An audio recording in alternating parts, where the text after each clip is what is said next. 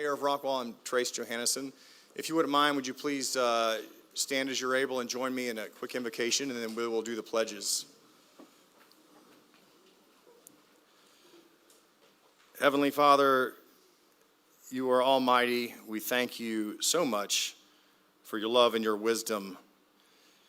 We thank you for encouraging these candidates to step forward selflessly, and we hope that you put your hands on them as they serve in this American experiment of self-governance through representative government. Watch over them tonight. Give them the wisdom to show up as the best version of themselves, and let us have open ears to hear what they have to say as they explain to the voters why they're the best candidate. We ask all of this in your name. Amen. Amen. Now pledge the flag. I pledge allegiance to the flag of the United States of America and to the republic for which it stands, one nation under God, indivisible, with liberty and justice for all. And the Texas flag. Honor the Texas flag. I pledge allegiance to thee, Texas, one state under God, one and indivisible. God bless Texas. Thank you all. Thank you. You may take your seats. I think that we've all been to candidate forums and debates. Oftentimes, some of the questions are the same. I hope tonight will be slightly different. There's not really going to be anything too surprising. I would tell the candidates, this is a job interview, and these citizens here are your potential bosses. So this is your opportunity to kind of share with the citizens your understanding of that job and help convince them why you think you're the best candidate to represent them in government.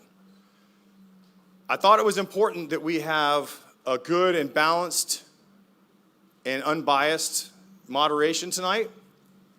And I wanted it, because this is an important job, it's important that the moderator understand the nature of the job. And so I've got actually two folks that are going to be helping out tonight, former Mayor Kevin Fowler and former Mayor Pro Tem John Hohenschelt. Big round of applause to these guys for helping out. They're going to be asking the questions of the candidates, and we've got our lovely timers, Francis and Patty, helping us out, keeping everybody on time. We're trying to keep a pretty good rhythm going because, again, we've got about 12 candidates, and we want to get out of here, but we also want to hear what they have to say. We're going to start off with just a very quick introduction of who they are. We'll roll into the questions, and then at the end of the time, we'll kind of let them focus on why they're the best candidate toward the end. So, as I said, we've got a lot of first-time folks here, and we have a lot of folks who are running that haven't before. And I just want to say thank you to all of the candidates for either already serving or stepping up. And I hope that if this doesn't go your way, that we can continue to see that service in many of our boards and commissions here in the community. And so, without further ado, I'm going to turn it over to two very experienced gentlemen to run the conversation, and we'll start with our mayors. Thank you all so much.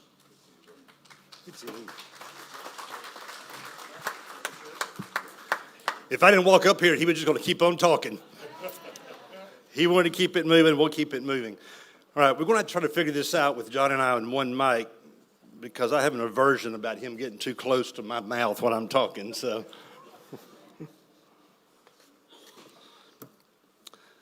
Trace did lay out a little bit of the format.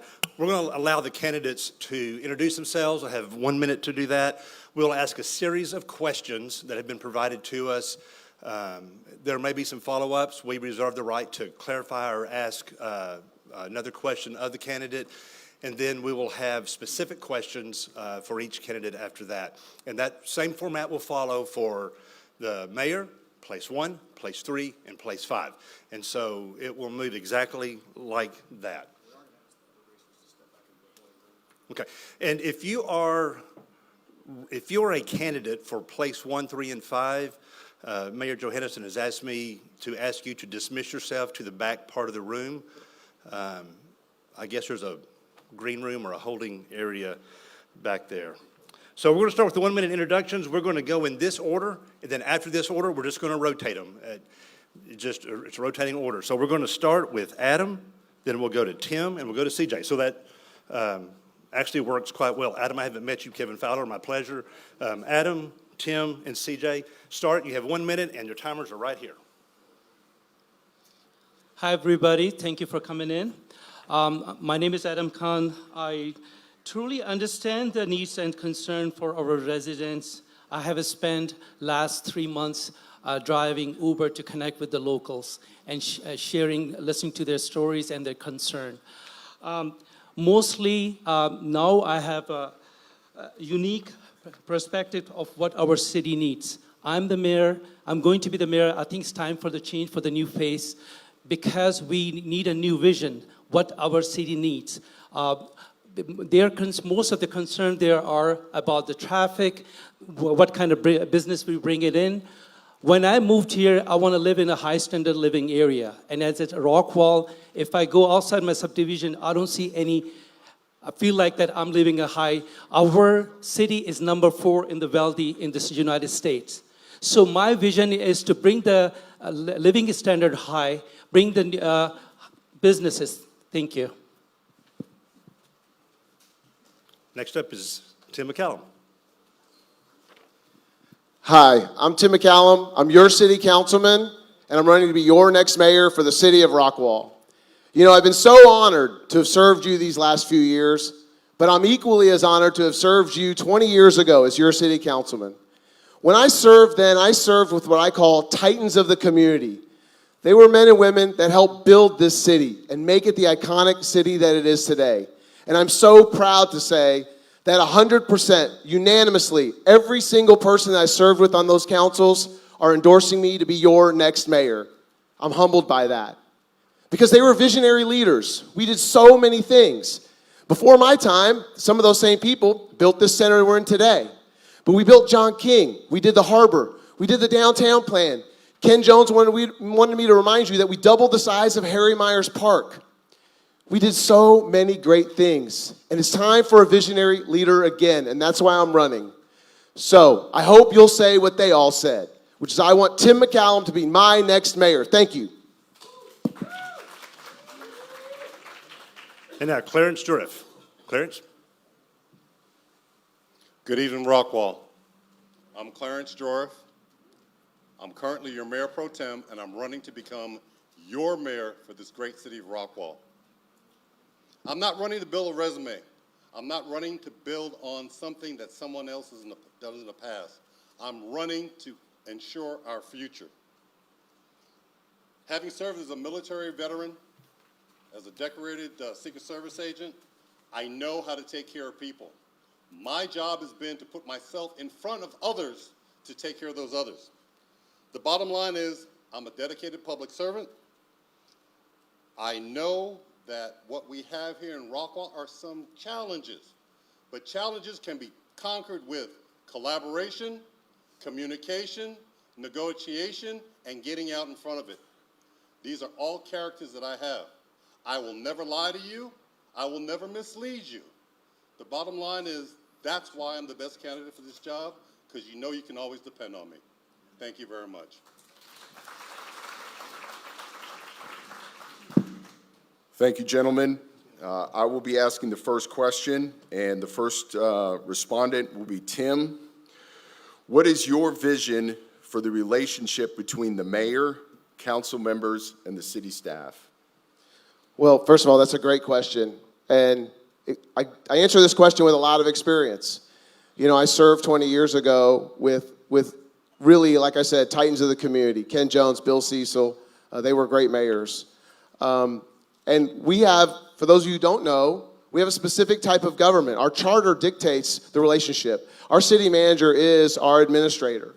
So our city manager administrates the way our city functions. And we have to maintain that. That's really important. You know, we're all volunteers. We make $250 to put it in perspective for you. So we count on our staff to do those things. And then as far as working with other council members, I love working with our other council members. You know, we have committees. We're divided. I'm on the Hotel Motel Committee. I'm the liaison to the REDC. I work with Dennis Lewis on that one, and I work with Anna and Dennis on Hotel Motel. We're divided up into committees, and that's where the work gets done. It's not just what you see twice a month on Monday. We're also working behind the scenes and doing all the work on those committees. And so, look, I have a lot of experience. I have a fond respect for our staff. In fact, I was on phone with one of our staff members today asking important questions. If you've been in those meetings, you know I read every page, I study every item, and that's important. And when I don't know something, I go to that staff and ask for that encouragement and ask for that knowledge base. And so it's been really important to me to build those relationships. The same with other council members. You know, when we have issues, we have to sit down with other members. When we're dealing with tough cases, there's a lot of times when we need to sit and have a conversation to really understand one another's perspectives. I see some of our P&Z folks here. Several of our P&Z folks have endorsed me because they know I'll call them and ask them questions about their perspective. As a mayor, you're one of 7. You have to respect that, and I'll continue to respect that. Like I said, I have a lot of experience. I'm proud of my record of working with our staff and our other council members, and that will continue as your next mayor. Thank you. All right, Tim, as a follow-up to that, how would you handle disagreements between the council members on contentious issues? Well, yeah, they didn't tell us the rules on this. What are the rules on this? 1 minute? Well, we've had some contentious issues, if you've seen. You know, recently we had some contentious issues with development, right? And we don't always agree. But at the end of the day, we each speak our mind, and then we cast a vote. You know, one of the big contentious issues happening right now with trash. You know, a few weeks ago, I brought up the trash contract because there was a push to take a $50 million contract and not go out for bid. It's $7 million a year, 7-year contract. So we had a really heated discussion, but it was a healthy discussion. At the end, you know, my opponent and another council member pulled their motion, and then we agreed to go out and get some more information before we made a $50 million decision. Sometimes you have to fight for what you believe in. In that case, I believe that we needed to fight for that. $50 million decisions don't happen every day. And so that's how I handle those issues. If you watch the meetings, if you've been to the meetings, yeah, I get passionate. But I'm passionate to protect the people. And in that case, I said, hey, this is $7 million of your money. So I'm going to be passionate about protecting that. Thank you. Okay, CJ, your turn. What is your vision for the relationship between the mayor, council members, and the city staff? We're one team.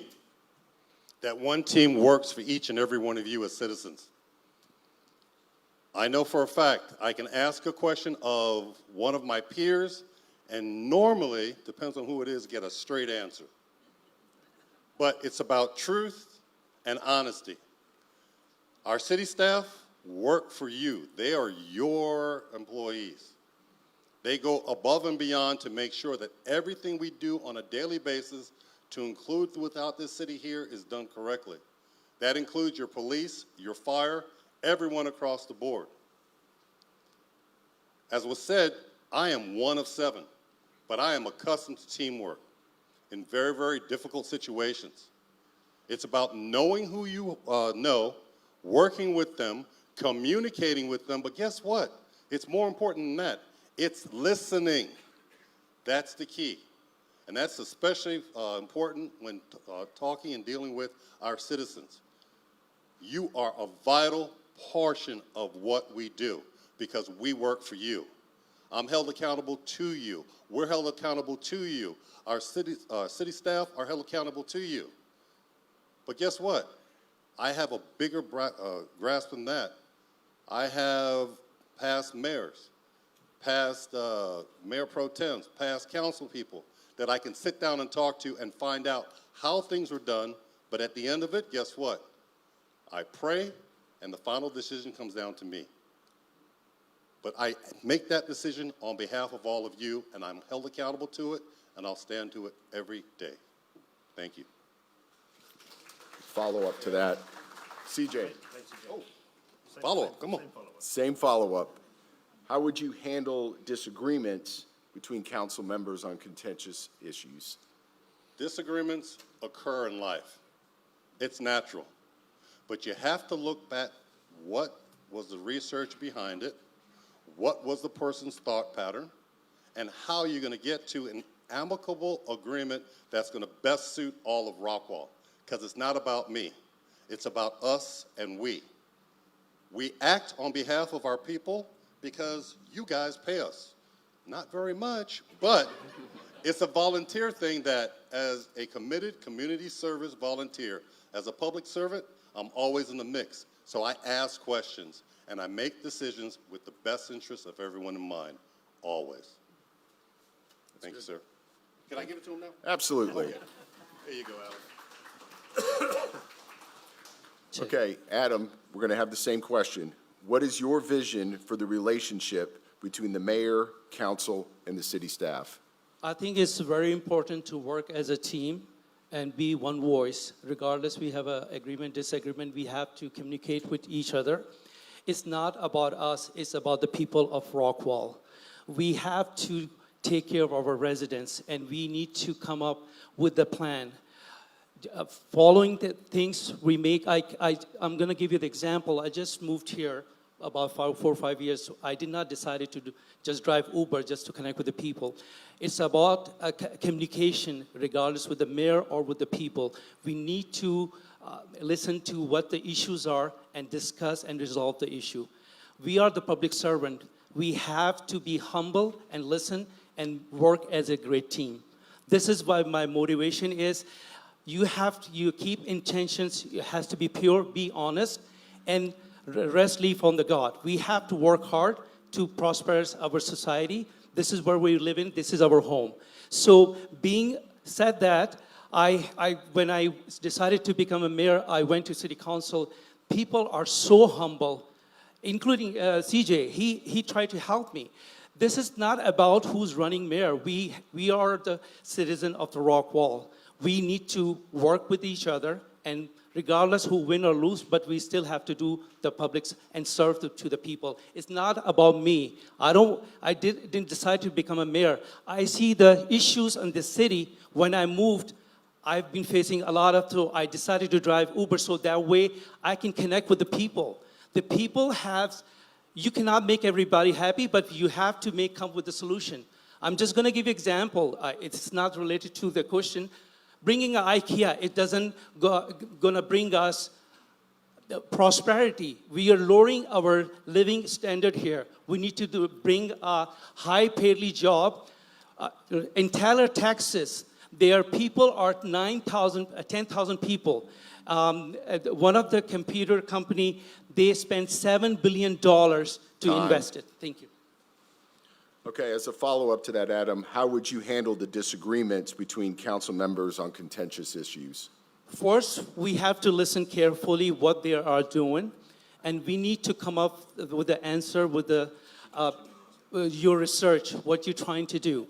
If there's a point, there's some flaws, you have to come with the facts, and with your experience, any project you bring it in, and if they are not agree, you have to have a facts, what benefits to our citizen. It's not about agreement or disagreement. What benefits? My first priority is what I can do best for the people of the Rockwall. So enough saying that, for the key of success is listen and try to communicate with each other. And I have so much plans about the city.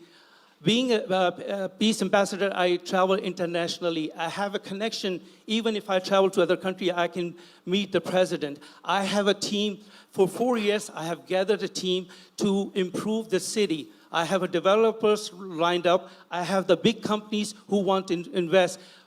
Companies like Facebook, computer, that's what thank you. Thank you.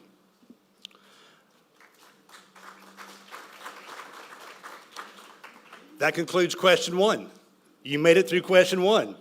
Only 5 more and a handful of others after that. Nobody passed out. We're all breathing. Everybody's good? All right, well, let's keep going. Question 2. Clarence, we're going to start with you on this one. We'll go Clarence, Adam, and Tim. So Clarence, we'll start with you. How do you think the city should play a role in setting planning and development standards? How do you think the city should play a role in setting planning and development standards? By working very closely with listening to needs and knowing the needs of our city. That's where number 1 starts. Number 2, These projects that come before they normally get to us, they go to planning and zoning. I've sat at many of those meetings and listened to what was being said and done and had an idea of, okay, how can this work? You have to put yourself in the moment without interjecting in the moment. When it comes to before the council itself, we get packets. Review the packet, know what's in the packet, and go and ask questions of those that have more information. Because I'm going to tell you right now, I don't know everything. I admit that. My wife tells me that all the time. But with that having been said is doing the research gives you a good overall view of what needs to be done. And then it's interacting with everyone from the mayor to other council members. What do you think? Not at the same time, but doing so to gather the information that you can use to make an informed decision. That's how decisions can be made. Sometimes it calls to interacting with the developer. Have you thought of, what about? Not telling the developer what you need to do or what you need to put or where you need to place it. That's not right. That's not ethical. Listening to the people. That's the key thing. And I'm not talking no DEI stuff. I'm talking about back and forth, because you are the direct users of that information or the impact that's going to take place upon you. I need to know what you're thinking so that I can react accordingly and have those hard conversations on your behalf. That's how I deal with that. Thank you. And follow-up to that is describe your specific thought process about development projects compared to those standards, especially in light of recent legislative changes that are coming from Austin.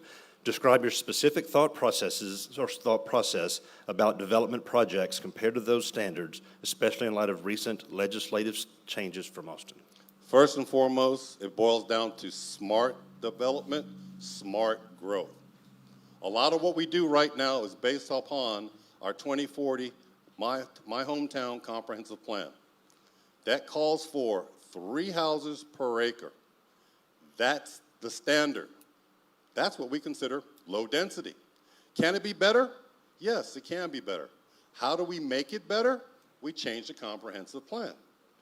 The problem is developers come in and say, here you go. We don't have to take that for an answer. We can push back, but at the same time, when it comes down to it, it's finding the best median ground so that the city benefits and our community benefits overall.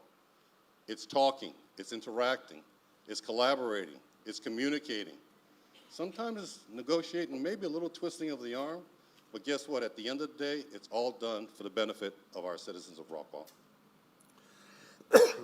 Thank you. Adam is next. Adam, I'll pose the same questions to you. How do you think the city should play a role in setting planning and development standards? I think it's very, very important. You have seen so many changes from 2010 to current now. Whenever we think about the project, we have to think what's going to affect our lives of the citizens in Rockwall. It's a very critical. Any decision we make, we have to be very careful and step back. What would be the side effects from it? I'm going to give you an example. I have traveled a lot of countries. For example, whenever you're zoning, if you have an industrial area, you don't build a multi-home in the middle of the city. You build next to the factory where the people can commute, and then they don't need to use the traffic. It's increasing the traffic. We're bringing this IKEA. Do we have a plan where those lower income employees going to live? It's lowering our standard of living. I love this city, and I think the city needs to think it over before we invest it. For example, bring Facebook, bring a computer. Our unemployment is 6.1, which is higher than Rockwall County. We need to bring the jobs for the people. Most of the people, our average household income is $145,000. We need to, and we need to live in a high standard living. Do we have any high fine dining in this city? Do we have any name brand stores? We need to bring a strip mall, for example, bring Louis Vuitton high ends. We have to go to West Legacy to dine in. Our city has so much potential. Why did I move here? I moved here because I love the way the city look, but we need to work on it. I'm gonna give you an example. When I moved here, internet sucks, to be honest with you. I talked to the people, and Don't sit down, you're not done. Just on that one. I'm going to veer off the follow-up question and ask you. You mentioned bringing high-end stores, strip malls to the city. How would you propose as mayor to do that, given we're a free market society with developers that come in? I mean, we don't go out and solicit them to come in. Developers will build. So what is your plan for accomplishing your agenda to bring in higher-end retail? the retails, you know, I'm an entrepreneurial businessman. I have the connection with the people I travel, I meet. I'm a member of this entrepreneur business community also. So how you bring in the business in, that's what you're asking? Specifically high-end retail to establish strip center malls. Because we have the people who can afford those goods, and we are taking our money to Dallas. Why can we do that? Why we have to do that? In order to bring the businesses, you have a plan. You have to bring the people, because average household income is $145,000, and the people can afford to do that. And fine dining, do you just pointed out any restaurants we think that we can do. We have a restaurant, but we don't have a high fine dining here. To me, I'm spending my life here, and I want to bring the level of to that internet thing. I'm gonna say, oh my God, and again. Yeah. It goes fast, doesn't it? I think Gail at Sear, if you haven't been to Sear, you should go down to Sear. Pretty fine dining. Question to you, Mr. McCallum. How do you think the city should play a role in setting planning and development standards? First of all, I want to give Adam some advice. Go to Zanata. For me, that's fine dining. It's fantastic. How should we play a role in planning decisions? Well, first of all, it all starts with the comp plan. See, our comp plan is what the developers today sort of use against us, right? And just to correct something that one of my opponents said, there's no such thing as 3-to-1 in any of the comp plan. Let me give you the definition according to the actual comp plan of what low density is. It's 2 units per acre, and there's lots of other calculations, including floodplain calculations and other things, but it's 2 units per acre is considered low density. You can go up to 2.5 units with compensatory measures. What's a compensatory measure? Well, that's like a park, like the Shores golf course, really nice amenitization, right? So that's considered a compensatory measure. That's considered low density. But the developers have been taking advantage of us. So one of the things that I did last year was I brought that comp plan before the council, and we're doing that work now. In fact, on Monday, we're going to begin the process of looking at the current standards, because we have to change the comp plan. The comp plan hasn't been updated since 2017. This town has changed a lot in 8 years. Think about it. I've been here for 26 years, and in the last 8 years, we have had tons of growth. In fact, we're approving density that in my mind, doesn't really meet the standard that most of us expect in our small town feel. We're 300% more dense with developments that have been approved in the last 4 years than we were previous. But I'll give you one good example of our role in that development. The Laughlin Tract, so many of you know I communicate directly to the citizens. I started communicating about the Laughlin Tract, and we denied it as a council 3 times. And in the end, we cut the density by 21%. That's significant. The work that we do as a council and saying no sometimes to developers to get the best plan, that's an important role for our council to play. And we have to change the comp plan to do it. Thank you. Thank you. And follow-up to that is describe your specific thought process about development projects compared to those standards, especially in light of recent legislative changes from Austin. Yeah, so for those of you who don't know, there's a lot happening in Austin right now, right? The legislature, I can't even believe it, but some of the more conservative sides of the legislature are wanting to have more, you're hearing things like affordable housing and really tiny lot sizes. To me, that's not a conservative value. I'm a conservative, right? I think low density, higher value, that's why we live in Rockwall. Right? So as I look at what's happening in Austin, there's a bill right now that could pass that could put very small lots without us being able to control zoning. So we've got to do a really good job of updating our comp plan, and we have to work really quickly to make sure that that work is done, and we have to try to protect ourselves from what's happening in Austin. I only have a minute to tell you about this, so it's a little complicated issue to talk about in a minute, but watch your legislatures, and watch what's happening in Austin, because it will affect us. They're trying to take the zoning power away from your council. Here's one last thing I want to say. The decisions we make on planning are forever decisions. Time. It's really important. Time. Thank you. Owen Shelt the hammer. Question number 3. This one will go Adam, Tim, and then CJ. So all right, Adam. How will you build consensus with 54,000 residents' interests and not just the vocal minority? To reach out to people, and that's what I've been doing. You have to listen, you have to connect with the people, and I think this is very, very important. We can't just assume things what we can do. We have to communicate with the people. I think that's what's most important for me. I've been reaching out to people every day, every single day, and listen to them what needs to be done. And there's just so many issues we have I cannot discuss in 2-3 minutes. There's a lot of things needs to be done to prosper our city here. We need to communicate and listen what people want. This is their right, what we're gonna build here, and this is their right, what we have to provide them, because they're the citizens, we are the citizens of Rockwall. Okay. And a follow-up to that, given the fact that it's very difficult to build consensus, how do you overcome that? That's something is really hard for me to say. I don't know about that, to be honest with you. Okay, fair enough. Mr. Tim, Could you repeat the question?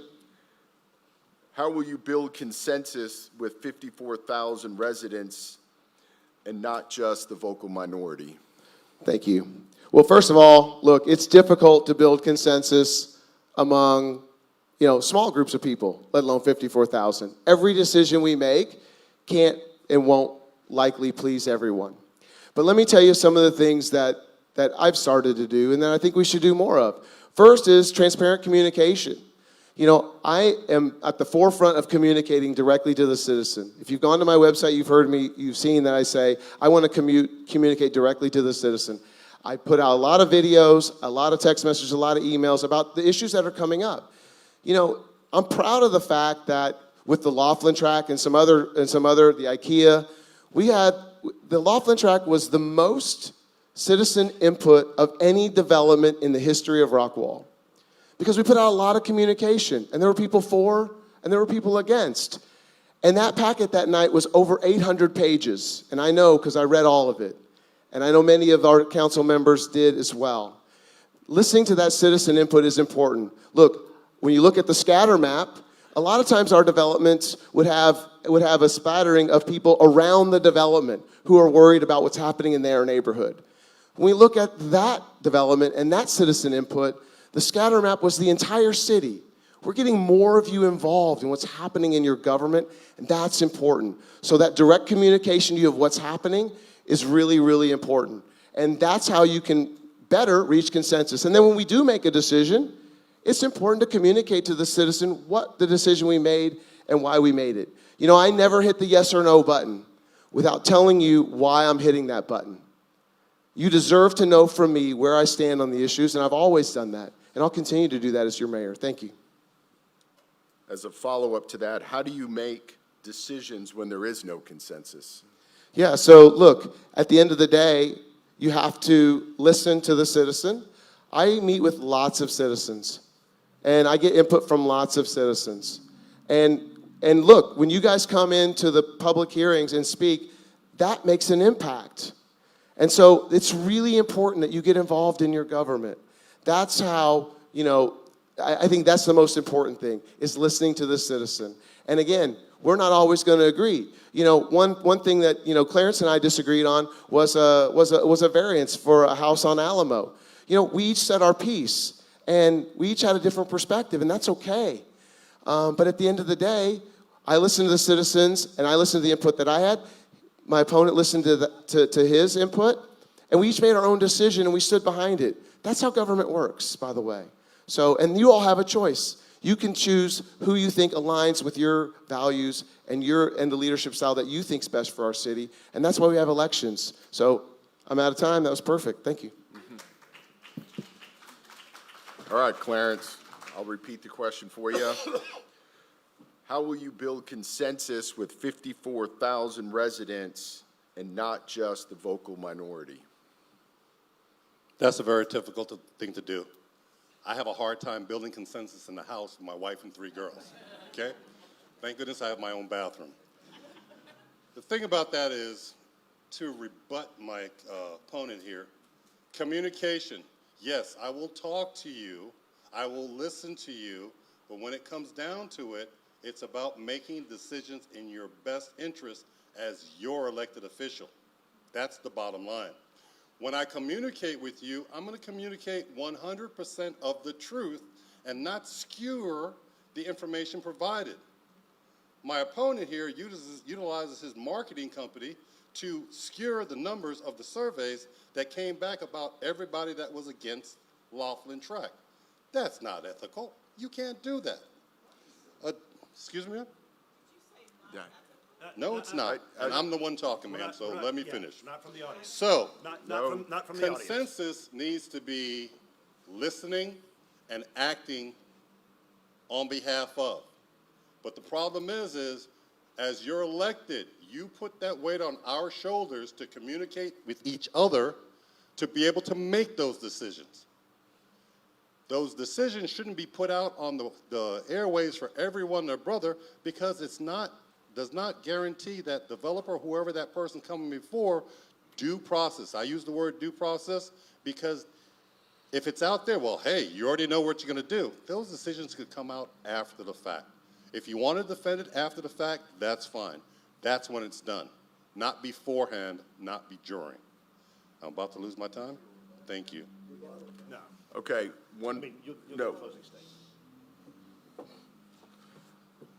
The follow-up is, how do you make decisions when there is no consensus? As I said before, it boils down to being your elected official and acting on your behalf. Not everybody's going to agree. Not everybody's going to see things the same way. It comes down to making calculated decisions based on research. Me personally, I pray.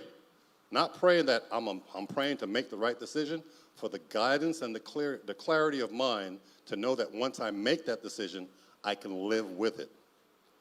It's about knowing who you are and what you do every second of the day, because that's what people respect, that's what you deserve, and that's what you'll get from me 24/7. Thank you. All right, thank you. We'll move to question 4. Tim, we'll start with you, then we'll go to Clarence, and then we'll go to Adam. Question 4 is, as mayor, you are 1 vote of 7. How do you accomplish your stated or intended agenda with the other 6 on council? Want to repeat it? Sure. As mayor, you are 1 vote of 7. How do you accomplish your stated or intended agenda with the other 6 on council? Well, first of all, I think it's important we talked about this earlier. We are 1 of 7, right? The mayor has an equal vote to every council member and vice versa. But look, at the end of the day, it's about working across that dais. I will tell you that 95% of the time, we all agree. And we vote the same on many, many issues, right? It's those few issues that we have. It's not about having an agenda. It's about doing what's right for our city. And we disagree on some key issues sometimes. Density is one, right? Many of us have, that's why you've seen some 4-3 votes and some 5-2 votes and other things like that pertaining to development. So yeah, it's not about having an agenda. It's about representing the people that we think, what we think the people want. And in my case, I have been the leader on the council against density. I have been the leader against the developer saying, I want their stand. The reason Laughlin, by the way, we lowered it 21%, the density, is because of that fight that we took to the developer, because we listened to the citizens. We had disagreement across the council. I'm just one vote. But we had 6 votes against the first Laughlin development, right? It wasn't Tim's agenda for fighting density. The council, 6-1, said no. Then the council, 5-2, said no, right? It's not one person's agenda. It's how we work collectively as a body. And by the way, we all give input to one another, and it's valuable to listen to the other members of the council, right? There's a lot of wisdom. Mark Mueller was our police chief. Dennis Lewis has served before. I mean, we have a lot of wisdom on our council. So listening to that wisdom is super, super important. So anyway, I'm one of 7, but working across that and on those 5% issues, that's when we get it done. And I think it was the same for you and John when you guys were cohorts. We never disagreed. Never, ever, ever. When we're offline, And when you did, John never said anything. John never said a word when you disagreed.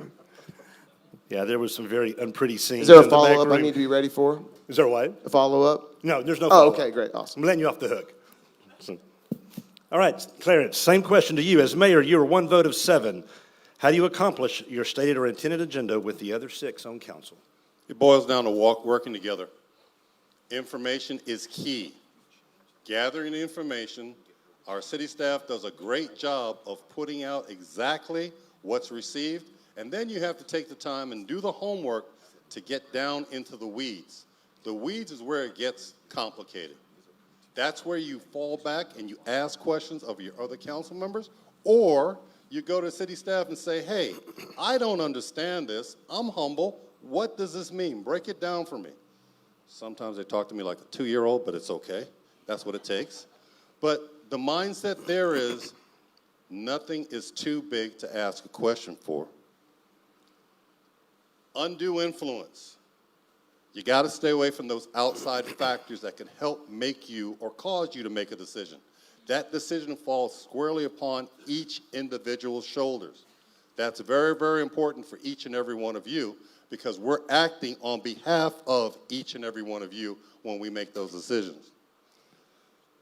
Impartial information, not coming from one person. A general source where you can do the research, you can ask your own questions. The big thing about it is talking to those that have come before us. Yes, you, Kevin. Yes, other people too. Because you guys have seen it. You've seen it before. You've seen it in other manners. And then it falls back upon our shoulders to make the right decision. That's where that consensus comes into play. Sometimes the consensus is not there, but it falls individually on the shoulders of those. Heavy is the head that wears the crown. Well, guess what? We all wear the crown as one of 7. It comes down to making those decisions together in the best interest of Rockwall. Thank you. And to Adam now, same question to you, sir. As mayor, you are one vote of 7. How do you accomplish your stated or intended agenda with the other 6 on council? I think it's very important. We have to work as a team. Regardless what my opinion, and if I explain them, if they are not agree, I have to agree upon them because these are the expert and they has been selected for the city council. So to me, whatever the decision we make, we have to be agreed upon. Maybe I have some differences, but I need to ask a question and explain them. I don't want to give up that I got the one vote. I want my voice to be heard and explain them what I'm coming from. But if they decided, no, this is what it is, I will go for it because maybe my judgment is wrong. They are the 4 people. One person can be wrong, but the 4 people cannot be wrong. To me, it's very important. Work as a team. We all working for the same cause, so we have to be united about that. Thank you. Okay, I told you incorrectly. I'm not going to, I'll just do it from up here. Instead of 2 questions, we're going to ask one more question, no follow-up. It'll be 1 minute. Then we'll go into the candidate-specific questions after that. Just in the interest of time, we're going to ask ask one of the questions we're going to ask. And, but we're going to have 1 minute and no follow-up. And Mr. Hohenschild's going to do that for us. Oh, I'm sorry. So this question is going to go to Adam first. Now that we're done with some of the softball questions, how would you Thought it was approach hard. maintaining our current tax rate while meeting the growing infrastructure needs? Can you repeat that, sorry? How would you approach maintaining our current tax rate, city tax rate, while meeting the growing infrastructure needs? Well, you know, our city tax, I think, comes with the sales tax, more the revenue. And I think it's, you have to bring the businesses, the one who give you more profit to it. And this is how we need to work on that. And basically, when you bring any kind of businesses, I think, what is the main revenue for our, is it a tax from the sales tax, correct? We're not running. We know the answer. I know the answer, but I'm not on the council anymore. Okay, so you know what I did the research to me, when I went to Paris, Texas mayor, I talked to him, and you know, he brought this business. Their revenue is coming up from the Campbell soup, and they're getting a $1 million from the water, just a profit on that. So we need to change our businesses and line what we need to do. That's all I can say. Okay, Tim, you're next. How would you approach maintaining our current tax rate while meeting the growing infrastructure needs? Yep. Thanks for the question. First of all, we should all be proud to live in Rockwall, Texas. We have the lowest combined tax rate of any of the cities in the 8 DFW county, consolidated counties, right? We have lowered the tax rate continuously every year. And we have the no new revenue rate. And I don't expect you guys to understand and get into all the details, but it's super important that our staff, who, by the way, our city manager, who's also been our finance director for 25 years, does a fantastic job of making sure that that budget meets the requirements to give us all the services we need. But one thing that Adam said, he may not have understood it as well, is economic development. Our EDC has $565 million on the ground today. And that fuels low property taxes for you all. I've been on the EDC. I'm the liaison to the EDC now, and we've got to continue to focus on that. You know, we will reach about $830 million in, oh, I'm out of time. That was so fast. Thank you all. CJ, same question. How do you approach maintaining our current tax rate while meeting the growing infrastructure needs? I'm glad my opponent brought up the REDC. They are sanctioned to bring good businesses to us that generate sales tax revenue to offset our property tax rates. I'm going there. IKEA was that situation.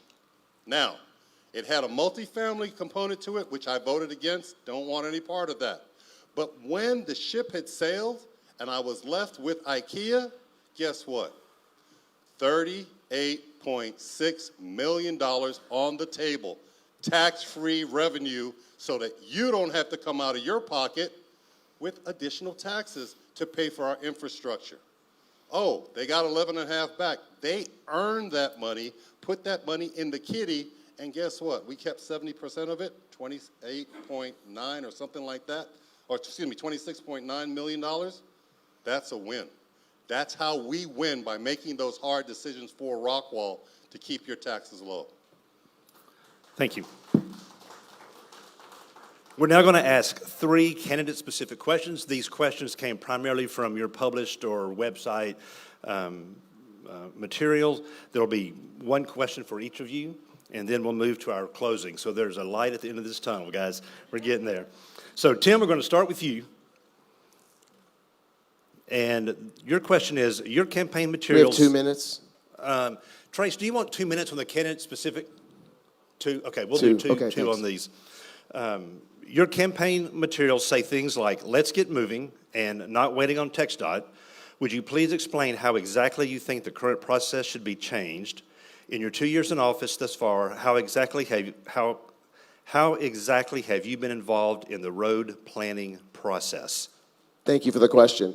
First of all, let me just start by saying we have a road consortium. And we talked about the council and how we work together. We have a member who's assigned to that consortium, and he does a great job with it. But I served with what I called the titans of the community.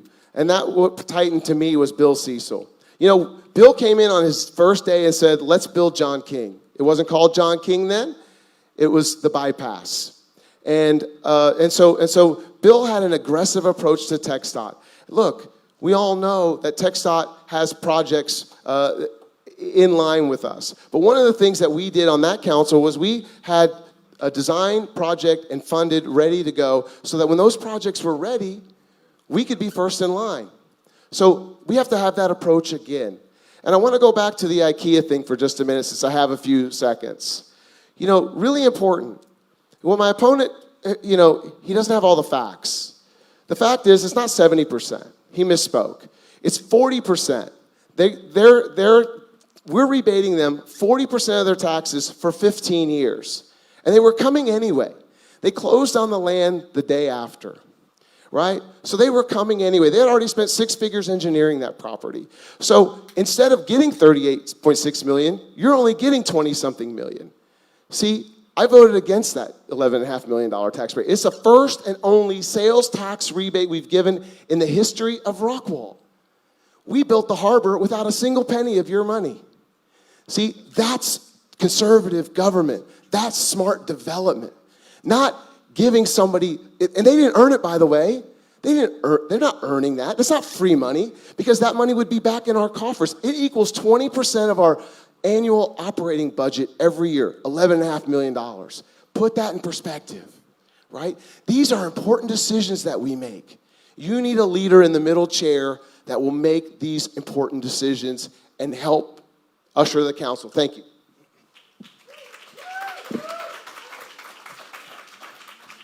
CJ, your website says to promote the thoughtful development of Rockwall by developers while considering the impact of their developments upon the infrastructure of Rockwall. Can you explain your thought process here and how this shows up in your decision making? Impact studies. That's going to drive the train there. We need to see how their development is going to affect our community as is. What does that affect? Infrastructure. Infrastructure. We don't have water issues, but there are other outlying communities that do. Water, sewer, our police and fire that have to respond to those areas. But I'm going to go there. The school district is directly impacted by developments that have too many rooftops. There was a 21% reduction in the last one of that. Great. But these schools are why people come to Rockwall. They come for the community, they come for our school system, and basically our way of life. I'm going to go back and touch on something else while we're there. It drives why we are Rockwall. The 2 projects that my opponents talked about, John King, we can't immediately transform it because it wasn't built properly. Your taxpayers' money paid for that. I'm not going into your pocket to pay for any infrastructure. We're going to find another alternative to do so. The second thing, the harbor. Yeah, I love the harbor. The harbor has been a constant loss for as long as we know now. But quite recently, Mike Ablon, a businessman, a verified businessman that knows how to run things, has turned that place around. That's why it's profitable now. We love it, we see it, but those are the facts. We need to look at what the impact of what's being built directly affects us, and that's part of my plan. Anything that's built needs to have an impact study, and at the same time, we need to talk amongst ourselves, community input, so that we know that we're making the right decisions. But at the end of the day, when it comes down to it, that falls upon our shoulders to make those decisions for you. Thank you. Thank you. And the final question, candidate specific to you, Adam, is your website talks about investing in infrastructure. What specifically do you mean by that? How well do you think the city has done in that regard to date? And what would you change about it? Like I said earlier, I'm not happy what kind of businesses we are coming in our city. It is very important. We have to go with the world. What other Naples, Florida, or Silicon City? We have to update our technology, invest in the technology, bring computers or Microsoft or Apple. We have to have just an example, our internet, like I said, sucks. When I moved here, I tried to talk to the AT&T for last 3 years. Finally, without being mayor, I achieved this goal that they're gonna put the cell tower.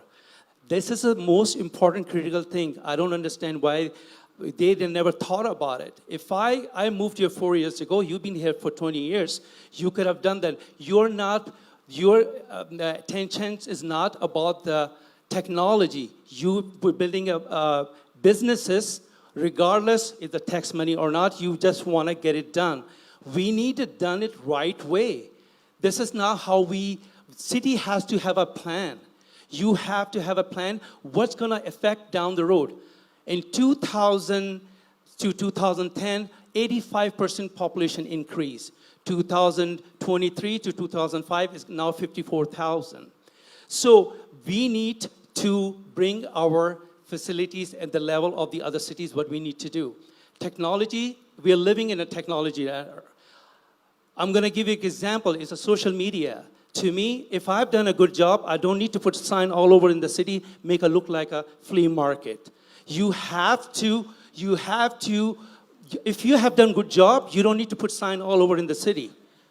To me, instead of putting the sign, I drive Uber, I roll my sleeves. I have never done the Uber in my whole life. I've have a diplomat status. I've been in the peace ambassador. I have been honored in the different positions. I have a line of... We've got time, thank you. I expect all of you to take your signs down tonight. You know, flea market and Rockwall. All right, final question for you guys. John, do you want to do this? I'll do it. CJ, you'll be up first, then we'll go to Adam, then we'll go to Tim. The final question, Trace, hey, Mayor, on the final question, do you want 1 or 2 minutes? 2? 2 minutes. Final question goes to CJ, and this will be the same for each of you. Why are you running for this specific seat, and why do you think voters should elect you? Why are you running for this specific seat, and why do you think voters should elect you? Rockwall. We're a city built on strong values, hard work, and a deep sense of community. That's what makes Rockwall Rockwall. As your mayor, I will not lie to you, not give you false hopes, be trustworthy, and committed to serving your needs as your mayor. Your needs. Maintaining conservative principles, ensuring public safety, strengthening our infrastructure, and promoting responsible growth. Responsible growth that is smart growth. That is growth based on our infrastructure, fiscal responsibility, and at the same time, public safety.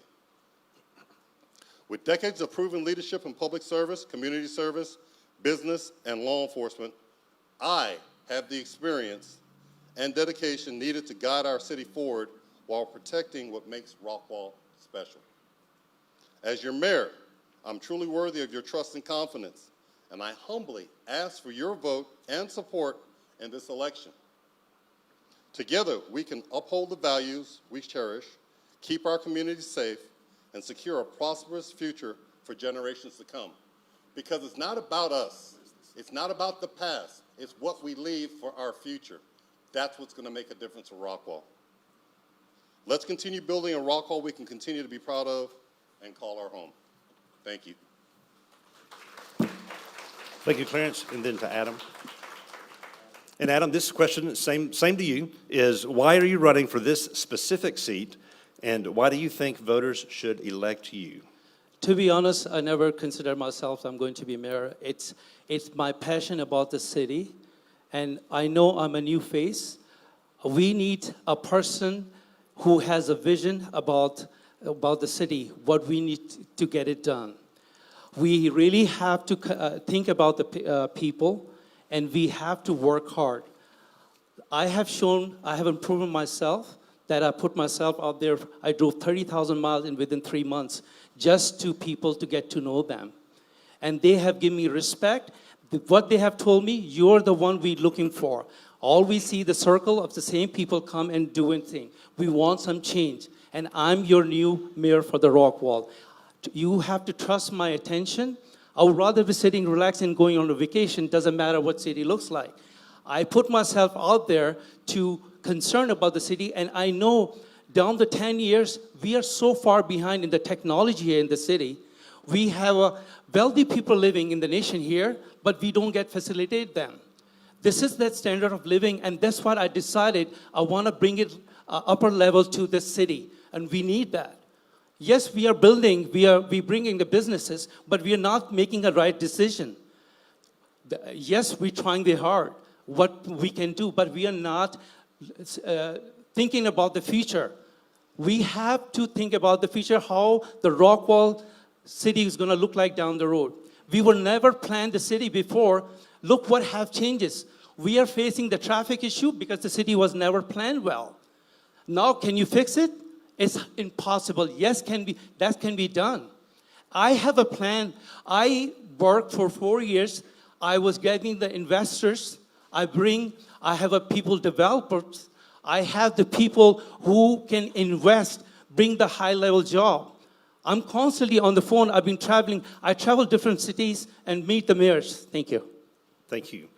And Tim, the final question to you is the same. Why are you running for this specific seat, and why do you think voters should elect you?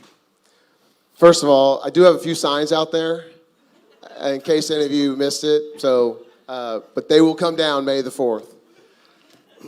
Look, this is an easy one for me. You know, I was so proud to have served you 20 years ago. I served with great people. And a few years ago, by the way, I've done lots of other things in the town, right? I was the Kane PTA president. You want a tough job? Go be a PTA president at the middle school. That's a tough job.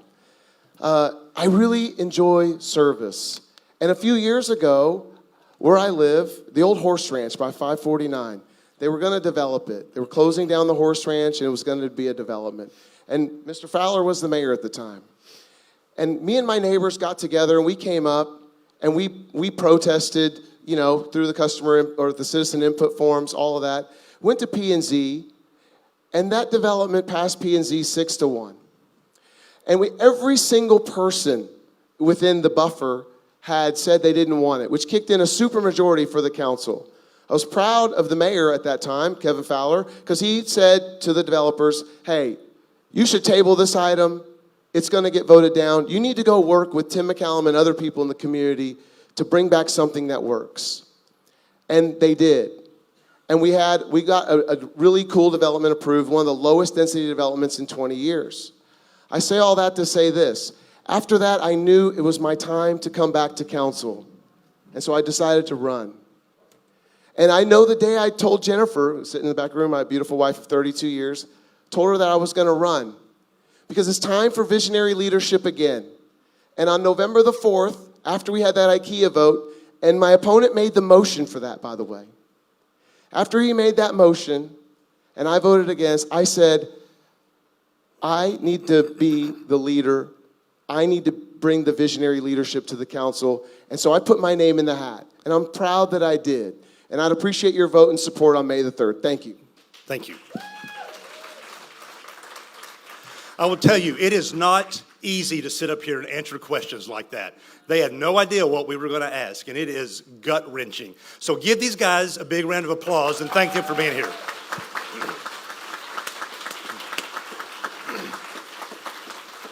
Guys, you're done for now. You're done with John and I. You may not be done with them. Y'all can get them as much as you want. They'll be here all night long, I'm sure. We are going to transition to place one, and we will keep this show going. Thank you, guys. That was our closing statement. So we are going to have about a 3 or 4 minute break while we transition the candidates.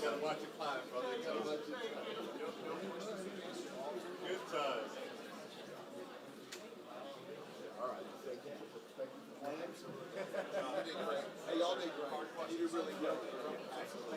I wish I had known that was my husband's name.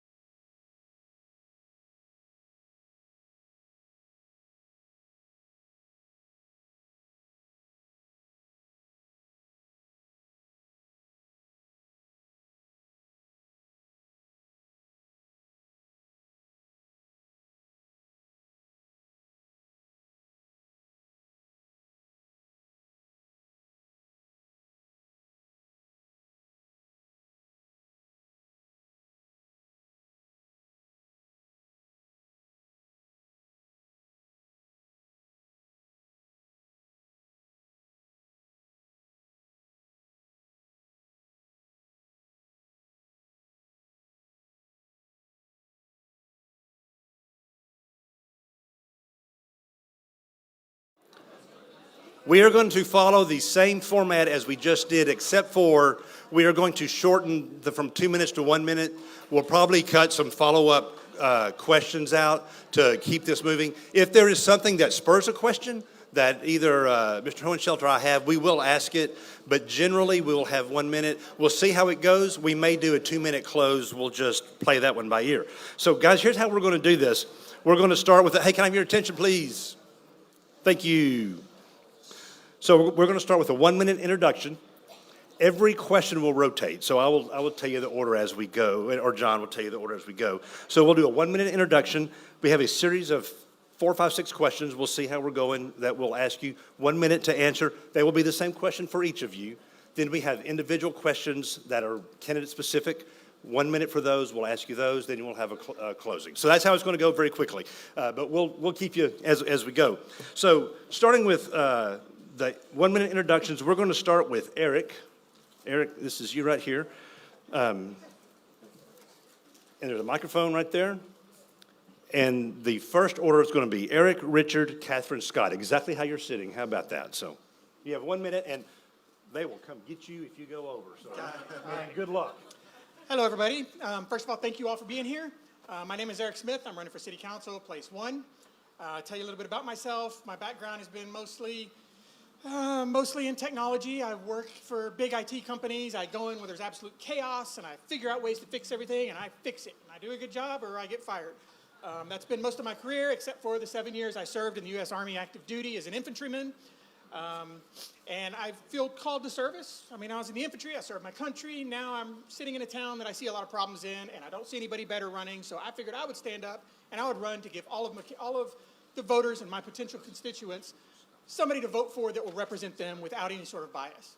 And I want to thank you all again for coming out. Again, my name is Eric Smith. I'm running for City Council Place 1. Thank you. All right, Richard. Hello, my name is Richard Henson. I'm a landman by trade. Sharon and I have chosen to be community servants here for the last couple of decades. I am currently elected as precinct chair for the Rockwall County Republican Party.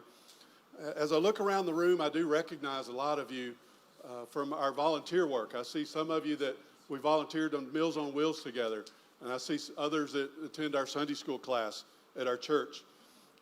I see others that I know from the foster family system here in Rockwall, and yet others, I coached your kids over at the YMCA. So we would like to continue our service. I'd like to continue my service as your next Rockwall City Council person. And I hope that during this forum you will see that I am uniquely qualified to do just that. Thank you. And Catherine, you're next. I'm Dr. Catherine Castile. Well, good evening, everyone. I'm Dr. Catherine Castile. I'm a podiatrist. I work with the foot and ankle. I've been in practice since 2010, but I've been in private practice since 2013. I'm married for 31 years. We've been living in Rockwall for 18 years now. We have 2 grown children that we've raised and have they graduated from Rockwall.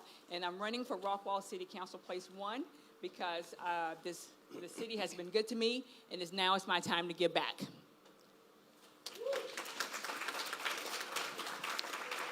And Scott. Hello, everyone. My name's Scott Johnson. I self-employed air conditioning. I have a small air conditioning company here in town. We moved to Rockwall in 2001, and we just fell in love with this city. It's been amazing to see how much it's changed in that time. But anyhow, I love Rockwall. I have a willingness to serve and a few ideas on traffic. And anyhow, I'm running for City Council Place 1 and hope you'll vote for me. Thank you. Thank you. The first question is going to go, the order will be Richard, Catherine, Scott, and then Eric. And you all have that microphone right there, so please pass responsibly. What is irresponsible microphone passing?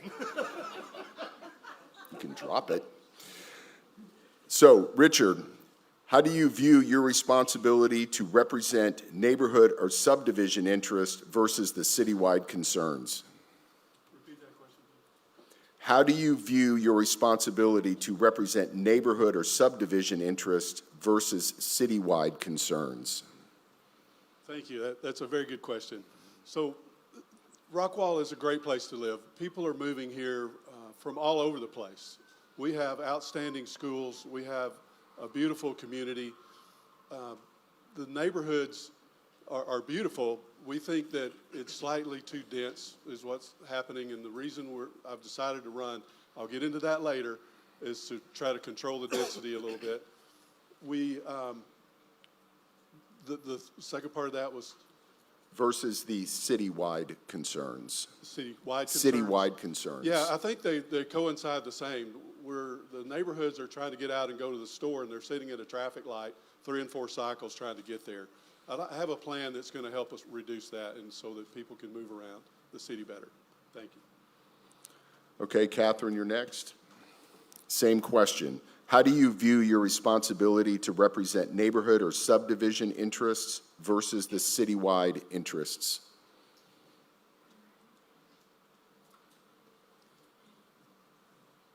Okay, repeat that one more time. How do you view your responsibility to represent neighborhood or subdivision interests versus citywide interests? I'm talking about the density. So, well, Rockwall is almost built out, so we need to definitely make sure that we are intentional about how our remaining development, that includes our alignment with our infrastructure, and protects our quality of life, and to reflect our communities. So. Okay. Scott? The city and the neighborhoods, well, I mean, we're all Rockwall, so it's not the same. But I think what we need to do is take each issue that comes before the council and look at it, one at a time, and evaluate both sides of it, and then try to make the best decision. I don't want to favor the city over neighborhoods. I don't want to favor neighborhoods over the city. I think there's got to be a happy medium, and I think that with consideration and common sense, we can usually find the best solution. Thank you. As far as the neighborhoods go, the neighborhoods are built out, so most people already have a neighborhood. They're already living in it, so their main problems are going to be traffic and the fact that maybe their neighborhood's not quite as good as they would like it to be. Their neighborhoods are packed in. They build another neighborhood right across the street. There's no greenery in between. There's no separation. There's no parks built into these neighborhoods. So we need to update our ordinances so these new neighborhoods that get built have all that. So at least we can make it a little bit better and we're not packed in like sardines. As far as the citywide aspect of that, well, the neighborhoods that haven't been developed, that's where we need to look at the citywide aspect. We need to go through and we need to make sure these new cities or these new neighborhoods are built with future in mind. We need to build a Rockwall where in 10 years it's going to be good, not today. So we need to make sure that these new communities going in are going in an intelligent way, that are not being as dense, maybe make bigger lots for everybody, and make sure that they're separated by greenery, that have parks in between, so at least all of our new neighborhoods can be what we all wish our current neighborhoods could be. Thank you. All right, question 2, and we're going to go Catherine, Scott, Eric, Richard will be the order. Here. You're talking about parks. I'm watching this bunny hop back and forth right here in our downtown. There's a real rabbit going back and forth. I think we have a park right here outside that door right there. Catherine, how would you evaluate? I just want you guys to relax. Just relax, take a breath. We're not trying. That was a hard question. Yeah, it is tough. Being on council is not fun. It ain't easy. But relax, enjoy. Nobody's trying to get you. We're all pulling for you. So let's go. Are you ready? You ready? You got through med school, for crying out loud. Just wait till you're on council if you will. You think of long nights. All right, Catherine, here we go. Everybody breathe. How would you evaluate proposed changes to our comprehensive plan? How would you evaluate proposed changes to our comprehensive plan, which has been discussed some in council meetings here recently?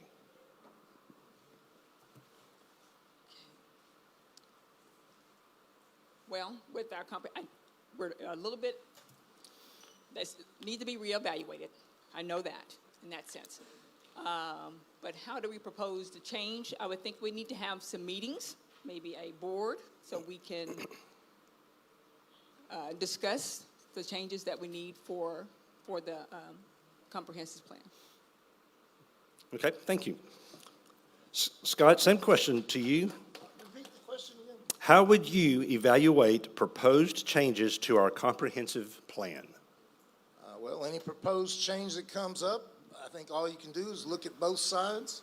You know, use your best judgment and say, what would be the best for the most people, for the city, and for the best outcome that we can hope for. And again, I'm going to try to take everything that comes along on a case-by-case basis and look at both sides of every issue that comes before the council. All right, thank you. And same question, want me to repeat it? Okay, no, I'm good. Okay. Okay, so the comprehensive plan was built by the same people that, I mean, let's look around Rockwall. Does anybody here think that there's been a comprehensive plan? I mean, no, clear. I do. I'm looking at I'm members just that saying sit on the committee. The people saying that there's this comprehensive plan in place, if you look around, it's pretty clear that that has not been a very good plan. Our traffic is bad. We're still building these houses in super tight communities. I'm not seeing these kinds of changes. So if we want to go through and look at this comprehensive plan for the future, we need to reevaluate it and see what it's actually doing, because the people that built it in the past have created the problems that we have today. So this plan needs to be reevaluated. We need to make sure that we're looking at the citizens and not the companies. We need to make sure that we're dealing with every single constituent, every single voter, and not just worry or walking around and letting these builders strong arm us. We need to stand up for what is best for our city. And unfortunately, we need people that are thinking a little bit outside the box to be able to put these kinds of things and these changes to that plan in place today. Thank you. Thank you for that question. That is what I came here to talk about. Okay, good. Our current comprehensive plan allows for 2 homes per gross acre. If you compare that to Heath's comprehensive plan, it's 1 home per developable acre.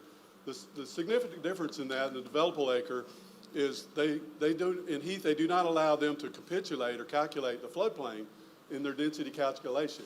We're two homes per gross acre. The net difference of that is 3 to 4 times more dense in Rockwall. On day one, when I'm elected as your next city councilman, we're going to go after that comprehensive plan, and we're going to make significant changes to mirror or get as close as we can to that. That will ultimately reduce. That is the #1 reason why we're setting at traffic signals 3 and 4 light cycles just trying to get through. We've got to attack that comprehensive plan and get it reduced. About 25% would be my goal, so that we can move around Rockwall. Thank you. Hey, Richard, I want to ask a follow-up, if you're okay, because you're very passionate about that, and I do want to ask on the comprehensive plan. Being that there are really 2 larger tracts of developable land, how we're changing, and this is a very honest question, how we're changing the comprehensive plan, changing density, say density does change, what impact will that have, being that we're nearly developed, we're pretty much developed out, minus Wallace Tract, minus, is it Irwin up north? So how will that change? So we currently have 53,000 residents. The way our comprehensive plan is currently written, our build-out's going to be 140,000 residents. So if we can reduce that by 25%, it'll be more like 118,000, 119,000 residents. I think that's significance in just trying to get moved around traffic. I hope you get to roads in a minute, because this is tied directly to road use and how we're going to fix our roads too. I hope I get another chance to talk about that. All right, thank you. All right, we're moving to question. I was looking here. I'll do some housekeeping back here. Okay. So question number 3. This is going to go Scott, Eric, Richard, and then Catherine. Describe a time you had to make an unpopular but necessary decision in your professional life.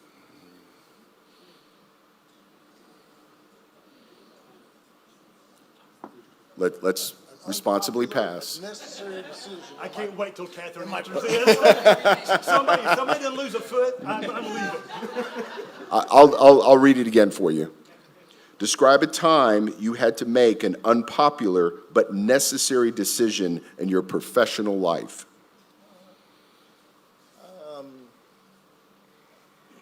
There was a time when I'd taken a job with a plumbing company, and they wanted to be plumbing and AC, and I just didn't like the setup, and I finally just had to go up and tell the man that I just can't do this anymore, and it was it was just a really gut-wrenching thing at the time, but it had to be done, and that's what comes to mind right now. Do you need me to repeat the question, Eric, or are you I'm good? Okay. Okay, so I work in IT. I work for very large companies such as HP, Compaq, Verizon, GTE. I've done things and I've made changes myself that have impacted literally over 1 million people at a time. Some of these changes are good. Some of these changes people welcome. Some of these changes people don't.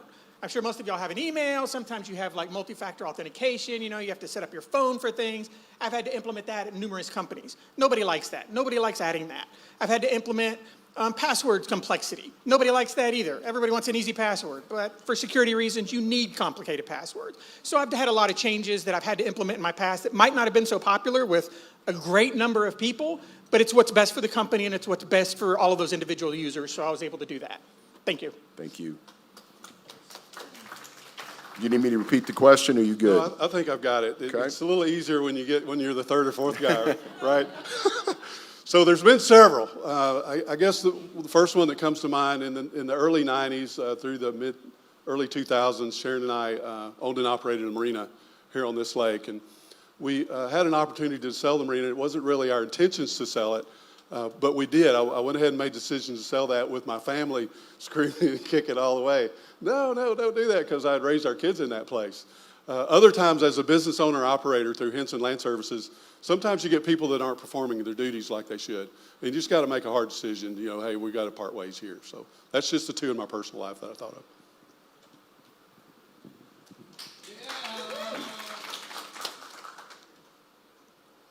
I have hard decisions every day. Every day.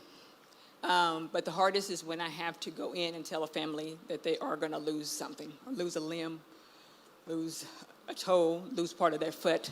But that is the hardest thing I have to tell them and have to do when I am in my practice. So, but every day I am making decisions based on somebody that affects everybody's life.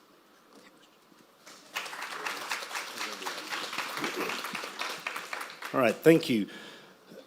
For the next question, it'll be Eric, Richard, Catherine, and then Scott. The question is, how do you think the city should coordinate with TxDOT and the North Texas Council of Governments in setting road priorities, and what specifically would you change about the way it's been done so far? And we're starting with you, Eric. And let me repeat that. That was a mouthful. How do you think the city should coordinate with TxDOT and the North Texas Council of Governments in setting road priorities, and what specifically would you change about the way it's been done so far? Well, as far as coordination goes, the first thing we need to do is make sure we are coordinating so we're not working on the same areas of roads at the same time.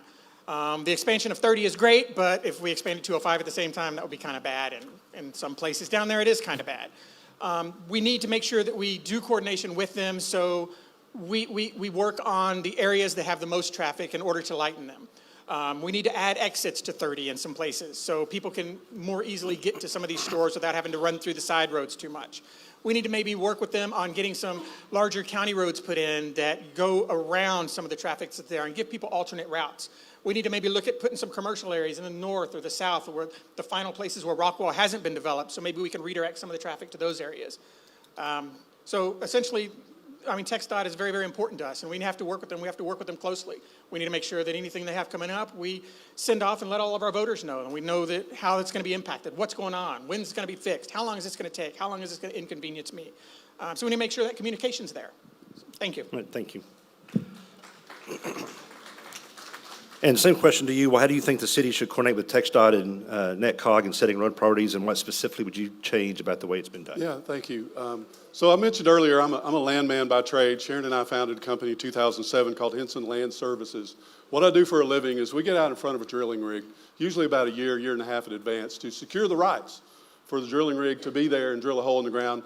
Likewise, to secure the rights for them to build a road, sometimes through 20 or 30 or 50 homeowners' properties, landowners' properties, just to get in there and to build a pad.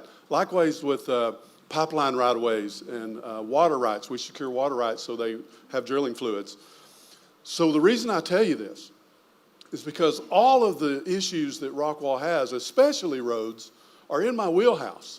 And I understand we passed a road bond in 2021. It's $150 million, which is about 15% of what we really need to do all the projects. But the way I would work with our county and the way I would work with the TxDOT, because I deal with TxDOT all the time when we put pipelines underneath farm-to-market roads or state highways. It's just part of the process. I know their process.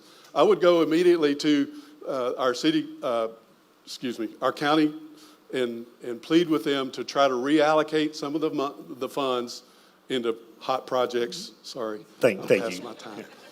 I'll be at my table. I would love to tell you more about my plan for roads. I know this, Sharon. I know who he's afraid of. All right, Catherine, same question to you, Can you repeat the question? and I'll be glad to repeat it. How do you think the city should coordinate with TxDOT and the North Texas Council of Government in setting road priorities, and what specifically would you change about the way it's been done so far? So I think we should work with the Rockwall County Road Consortium and the TxDOT closely together to help fast track, because we already have projects that's ready, but fast track it and get those projects ready. One of them could be just widen the roads, adding more turn lanes, and synchronizing those lights out there. So.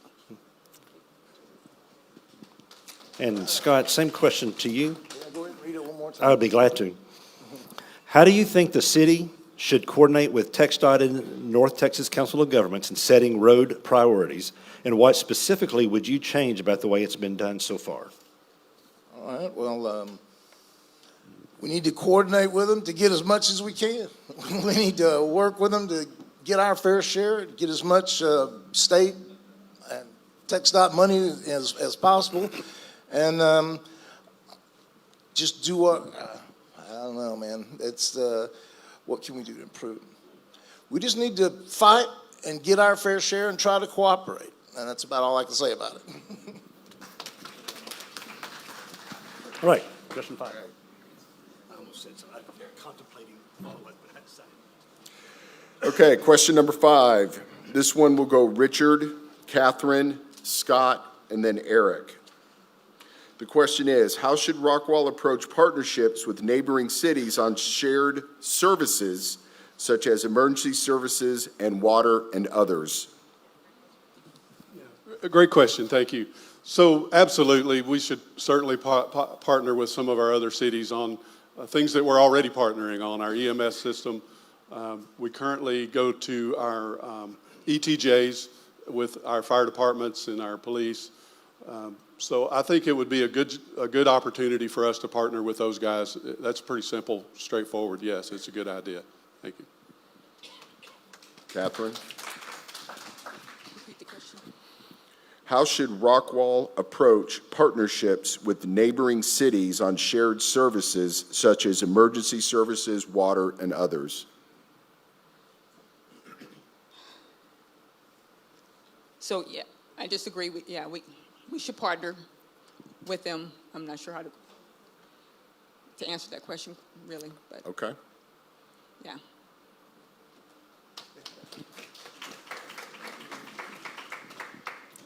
Well, we should partner with our other communities as much as we can.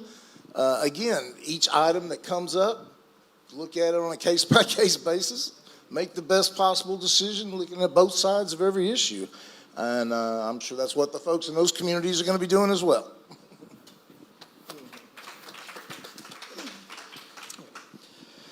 So when it comes to partnering with neighboring cities, I mean, we're doing that already. We need to do it more, but you got to look at the geographic location. I mean, if we have a police station right on the border of, Heath or whatever, then that police station should be able to go into Heath a little bit.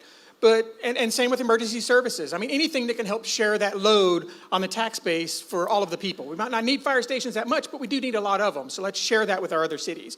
The same with utilities and water, but not just sharing that responsibility among the other ones, but for our police, our fire, let's also share training resources. Let's add these training facilities, like a facility for the police to train in, a facility for the firemen to train in. Add these centralized training facilities for multiple towns around us, and then share that wealth or share that cost between all of these cities, and also enhance the training of all of the people in all of those cities. So our police will be better, our firemen will be better. Make sure these guys know everything, so no matter what happens to Rockwall in the future that might be negative, our police, our fire, and our emergency services are all prepared to handle it. They've dealt with every situation. Thank you. Righty. Question 6, we'll start with Catherine. Catherine, Scott, Eric, and Richard will be the order this time. What is your philosophy on debt financing for major city projects, and how would you prioritize competing infrastructure needs? What is your philosophy on debt financing for major city projects, and how would you prioritize competing infrastructure needs?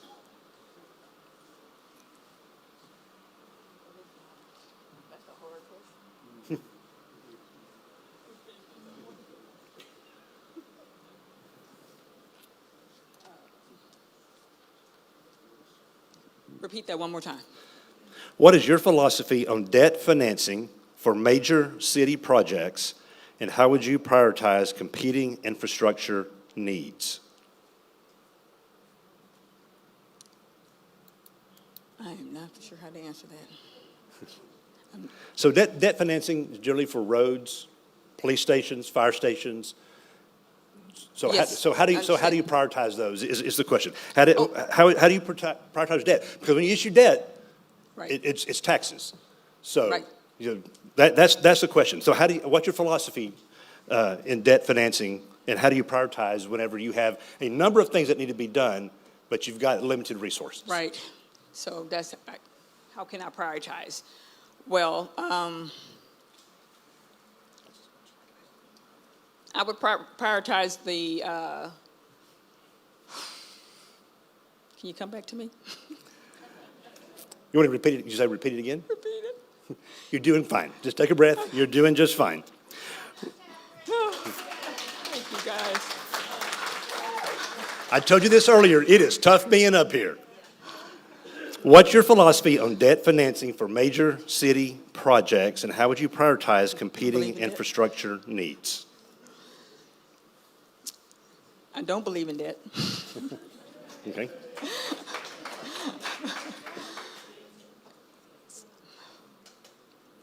Yeah, I don't believe in debt.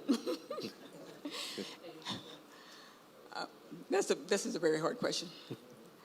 And so, but that, yeah. Yeah, I don't know if you heard her. She said she doesn't believe in debt. That was her answer. I do not believe in debt, so yes. Okay. All right, thank you. All right. Scott, same question to you is, what's your philosophy on debt financing for major city projects, and how would you prioritize competing infrastructure needs? Well, try to keep the debt to a minimum for big projects. Put it to the voters, have a bond election. And then just try to make sure that we get as much for our money as possible. All right. Eric, same question. You want me to repeat it to you? All right, no, I'm good. It. Thank you. So I'm not a big believer in debt. I mean, sometimes in the personal matter, you can use debt to actually increase your wealth. But in this case with the city, I don't believe the city should ever go into debt. I don't believe they should ever have a tax that's based on a debt, because that debt incurs interest. Therefore, you're paying some bank to make you rich. That being said, you still have to prioritize what you're spending it on. The priority, which much like my career, I have to prioritize things all the time because I got a long list of to-dos. That priority is based on the number of people it's going to impact in a negative manner. If it's a big road project, then that's going to take priority over maybe rebuilding a police station that's just in disrepair. So the financing itself for those huge projects, there are some things that we might not have the money to do. Those, yes, we can create like a bond. We can ask the voters if they're willing to accept this additional interest to their home every month so they can pay for this. If they're not willing to, but we still know as a city leader that it needs to be done, we start setting aside those funds for this project. And we make sure that at least we can get to the project as soon as we can based on the funds that we have available. But we don't need to go borrowing money from anybody, and we don't need to run up a bunch of debt as a city that we can't repay. Thank you. Thank you. I feel the need to interject right here. I believe in a lot of debt because I'm a commercial lender. So come see me at Independent Bank right here on the corner and let me help you go into debt. You guys don't want debt. What's wrong with you? So thank you. That's a great. Go ahead, Richard. You should be one of the candidates, sir. You want me to repeat the question for you? No, sir. As a conservative, debt oftentimes is the last option for you, in my opinion. However, I do realize that we come across significant programs. For example, we've got a police station that's really old and a lot dilapidated. We're going to have to figure out a way to pay for that. So, and I know that you guys recently turned down a school bond that came through. That was debt. We did the road. I know. Thank you. I feel you. We did a road bond in 2021. That was debt. So oftentimes debt comes along and you put it out to the voters to decide if they want their taxes to go up in order to pay for that particular item. So that's my entry there. All right, now we get into the candidate-specific questions. The first one is going to go to Richard. Your political advertising says reduce development density. How exactly would you propose doing that, and what specifically would you have changed about the process that is currently in existence? It's a great question. Thank you. Thank you. So development density, I've been going to city council meetings and planning and zoning meetings for about 4 years. I've seen both of you guys there when you served. I've been at the podium. What happens is the developer gets up and he gets to make a presentation for about 30 minutes, and the citizens get 3 minutes to try to say we are opposed or against. And then the developer gets to come back at the end and rebut everything we say. What I would do is listen a little bit more and give, especially those of us who do a lot of preparation, and compare what the developer's doing as a landman to what is actually happening, and I can point that out to folks. I usually run out of time at the podium. Other people behind me say, give Richard my time, so I could do it. But specifically, our current, as what I said earlier, our current comprehensive plan says 2 homes per gross acre. What I'd like to do is reduce that significantly, 1 home per gross acre, 1 home maybe for 1 home per developable acre, something like what Heath has. And the net results, I'd like to get about a 25% less reduction in future developments. Can't do anything about what's already been approved and developed. And Eric, this one's coming to you. All right. So on your website, you say, in quotes, traffic is abhorrent. And then you say, and this is in quotes also, blame poor planning. So on your website, you say traffic is abhorrent and you blame poor planning. Exactly what would you propose doing differently? Do you believe current taxpayers should fund infrastructure for newcomers to the city, or do you think developers should do it? And I can repeat that if you would like. Okay, I think I got it. Okay. So currently the traffic's bad. It's mostly bad right around 30, right around 205. We can't really expand that. We can't do anything about 30. Somebody else is doing that. Eventually they'll be done with that. That's great. It'll help out a little bit. The problem is, in the past, we've allowed too much commercial development right along 30 in there, and we didn't have the infrastructure to support that. So my goal would be to expand some of the areas that can be commercial and light industrial to the areas of Rockwall that aren't developed out yet. Maybe we can move some of that stuff up north where there's not a lot of traffic and get some, so people can start commuting up there to go to work or to go to a new Target or whatever it is that we need. But we need to stop building right around where we are today. And we need to move that stuff. And as far as getting new roads and whatnot like that approved, I mean, some of those are going to be expensive, and we'll have to go to the voters for it. If the voters keep turning it down, but as a city we still know it needs to be done, then we need to be setting aside money every year and not spending every single dime we have, so we have money in the future for when things like this come up, we can still move and act on them. Thank you. Catherine, you're up. Your website says Rockwall families deserve a smart, forward-thinking plan that eases congestion and improves the daily commutes. Again, what is your specific plan?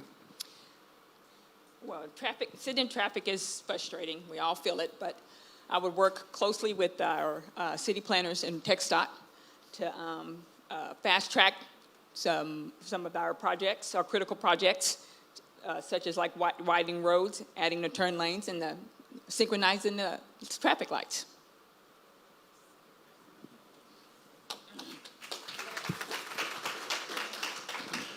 All right, Scott, you had not one piece of political advertising or a website. And so, but that didn't thwart us because we still have a question for you. Earlier, you mentioned fixing traffic. What is your plan to fix traffic? Let's talk about traffic. Okay. Traffic's bad. I think everybody in this room would agree. And there's going to be growth. The city's going to get bigger. The county's going to get bigger. I think we can all agree to that. If it's bad now, what's it going to be like with all this new growth? I mean, we can adjust the lights. We can, put in turn lanes. We can put in roundabouts. We can do all kind of stuff. but it's only going to make it get worse slower. The solution is to try and get some cars off the road. The solution is to try to get people to say, hey, I've got another way to get to where I want to go in Rockwall. I think I'll just leave my car in the driveway and do that. Myself, it's about a 5-minute walk from my house to Ridge Road. If there was some way I could walk up to Ridge and catch a tram or a trolley and go to church or go to 30 or get to where I needed to go, you know, most of the traffic is up and down 205, up and down Ridge, and up and down 30. We wouldn't have to have a system that, oh, all right. All right, thank you.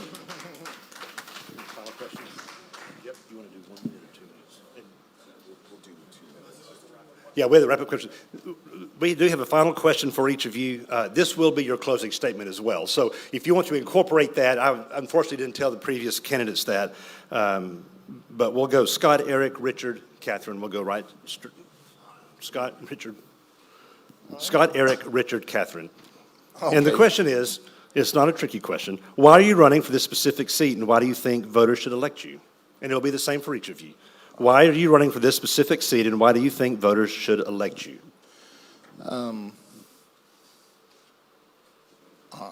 I'd like to keep going on with my traffic deal, but I'll go ahead and answer the question. Nope, this is why are you running for this seat, and why should we elect you? As I've said earlier, we moved out here to Rockwall, and we just fell in love with the town. We love it. We like it out here.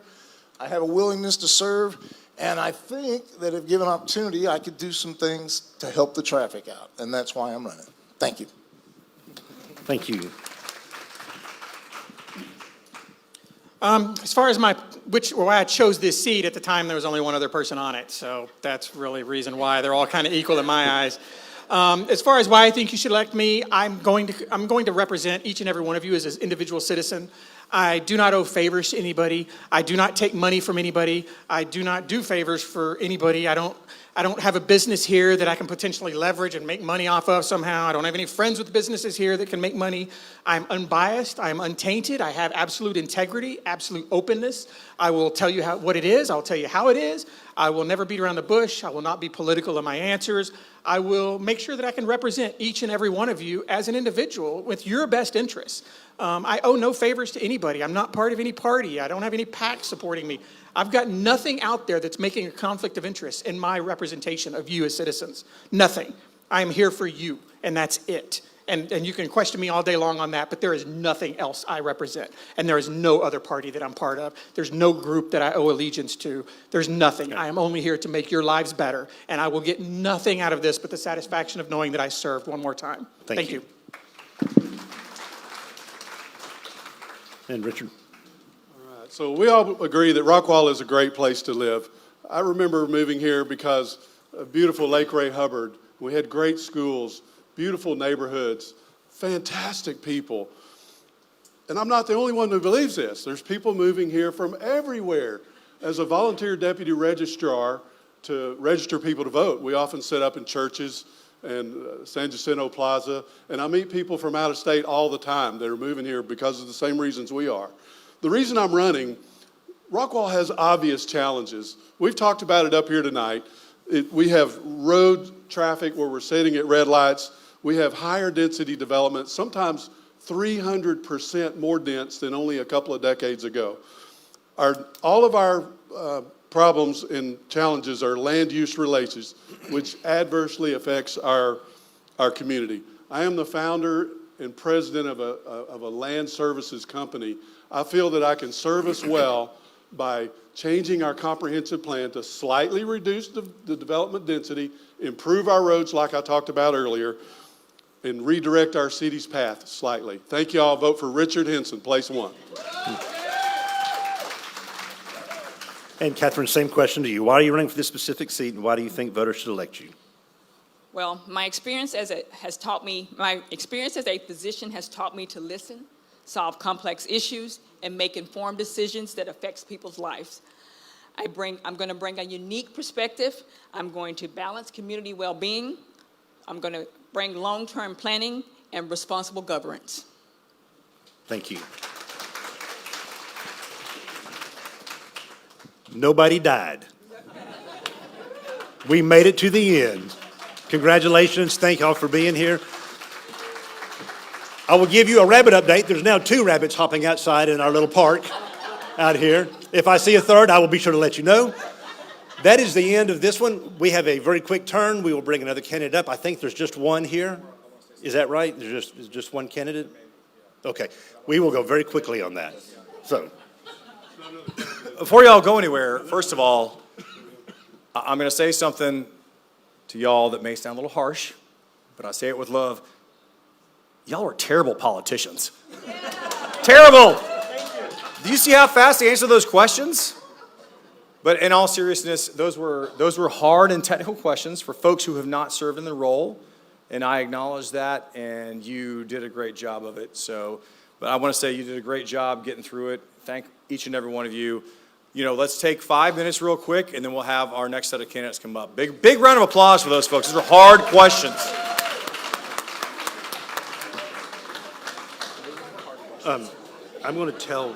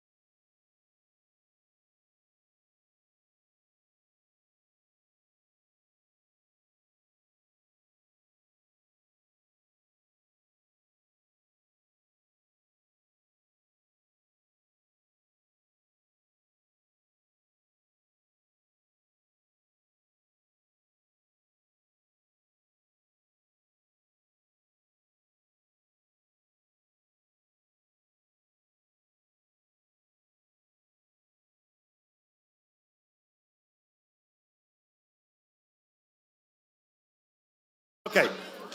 All right. I know. Because he loves me. All right. Here's how this is going. This is going to work the exact same way. But I will say, when I was mayor, I would oftentimes say to people speaking that would come up to make their case that I knew was going to pass, don't talk yourself out of a yes vote, which is my way of saying, just talk fast and sit down. Melba, talk fast. There's just one of you. These people are hungry. These people are hungry. And we're trying to keep them hungry and not hangry. And that includes me. So just relax. Enjoy yourself. It's a lot of fun being up here, isn't it? You've got a 1-minute introduction. I'm going to let you introduce yourself. You have 1 minute to talk about whatever you want to. We have 1 minute, and I'll cut you off with that red light. Okay, is this on? It is. Good evening. I'm glad to see y'all. I'm Melba Jeffers. I was born in Paris, Texas, raised in what are you doing? Oh, start my timer over. I have one daughter, Jennifer, who lives in Fate, teaches in Mesquite. I'm married to Stan. I'm retired from the Dallas County Community College District. I've been a local activist for 2 decades, attending city council and planning and zoning meetings for those 2 decades. While working for the college district, I managed a very large budget for marketing and communications and the IT department. I graduated from the Rockwall Citizens Academy in 2005, served on the Rockwall Architectural Review Board in 2006 to 2012, served on the Appraisal Review Board from 2014 to 2018, active in the Rockwall County GOP since 2008, president and vice president of the Rockwall County Republican Women from 2011 to 2018, worked on numerous campaigns in the past 20 years, never dreamed one of them would be my own. I have received many awards for my work in the city, county, and state. Most recently, the Congressional Patriot Award from Congressman Pat Fallon. I look forward to being your representative on City Council. Well, you answered all the questions. So she managed to answer question number 1 in her introduction, so we will skip that and move right on. Well, what's question number 1? What experience do you have serving on city boards? So we will go ahead and go to the next question, and it is, how do you plan to stay informed about issues affecting all parts of Rockwall, and what is your strategy for engaging with residents who do not typically participate in the city government? One of my goals, one of my reasons for running was because I hear so many people say, I'm not listened to. I don't want to go down there and talk at an open forum. They don't pay any attention to me. I have a website now. I will have that website, my email. I will have a city email when I'm elected. I will be a representative of you, the citizens. I want to hear what you think. I want you to come to city council. I would love to see that council chamber full. That probably won't happen, but I want you to know I will listen to you. I'll be your representative up there. Tell me what you want done, and I will represent you at City Council. All right, next question is, how would you evaluate requests that require zoning changes, and what role should neighbor input play in these decisions, and why? I have never been in favor of high density. I never will be. I will never vote for a high-density development here in this county. I came to Rockwall in 2004, and the reason I started going to planning and zoning and city council meetings was because I found out that a very cheap, high-density development was going to be built on the south property line of our 5 acres, and that started my career in politics. I fought it for 4 years, and every time it was voted down, it got nicer. A new developer took it over. It got less dense. The houses were more expensive and nicer. Today, that development is Fontana Ranch, and I take credit for making it what it is today. Thank you. How can Rockwall better coordinate with the county on shared services such as roads, EMS, and others And what opportunities do you see for regional economic development? I have absolutely no idea how to answer that question, but I'm sure when I get on city council, Mary Smith and the rest of the council members will educate me on how to do those things.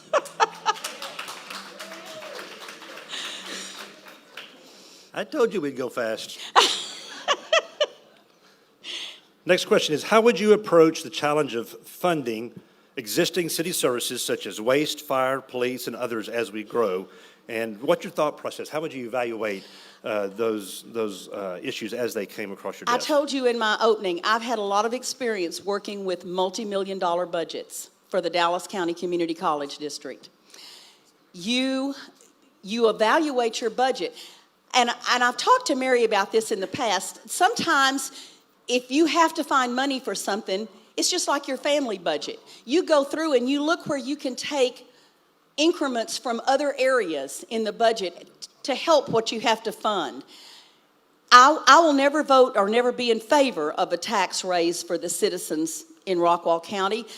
But when you're talking about EMS, when you're talking about police, when you're talking about your fire department, sometimes you have to make hard decisions. If you're the one that your house is burning down, you don't want us to have cheaped it out for you. All right, we're already down to the last question, well, the next to last question before your final statement. Like 6 minutes. Just I have dreaded this ever since I filed for breathe. office. Breathe. It's all good. Remember what Mr. Fowler said. Don't talk yourself out of votes. Neighboring cities have spent millions litigating land use issues with developers. What is your willingness to use taxpayer dollars to enter litigation with developers on land use issues? I actually believe that when you have a situation like this, you bring all the parties to the table, you try to find a solution. The last thing I would want to do is take Rockwall into a high-dollar lawsuit. I look at what's going on in Heath, and I shudder. I think, thank God we didn't buy that house in Heath 20 years ago. I don't think you have to go to those extremes. I think there are areas where you mitigate the situation, and that's what I would try to do.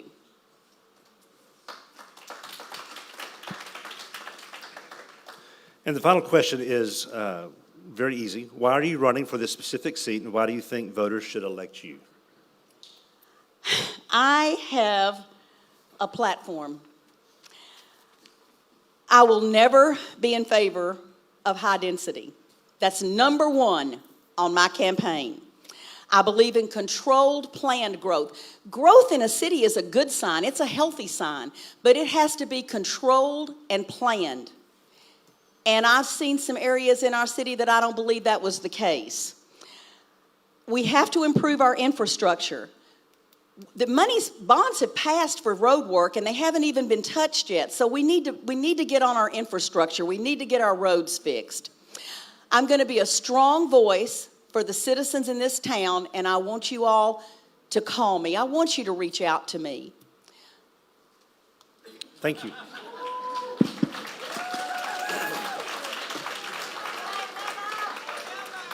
All right, and that concludes the place 3 candidate. I still haven't met him, so I don't know if Jules is a male or a female. He is a male. No. I have met him. All right, we're going to bring place 5 up. That's going to be Karen, Tan, and Dennis. That's the last place of the night. There's 3 candidates, and we will follow the same format. So very quick break, and we will get going here in just a few minutes.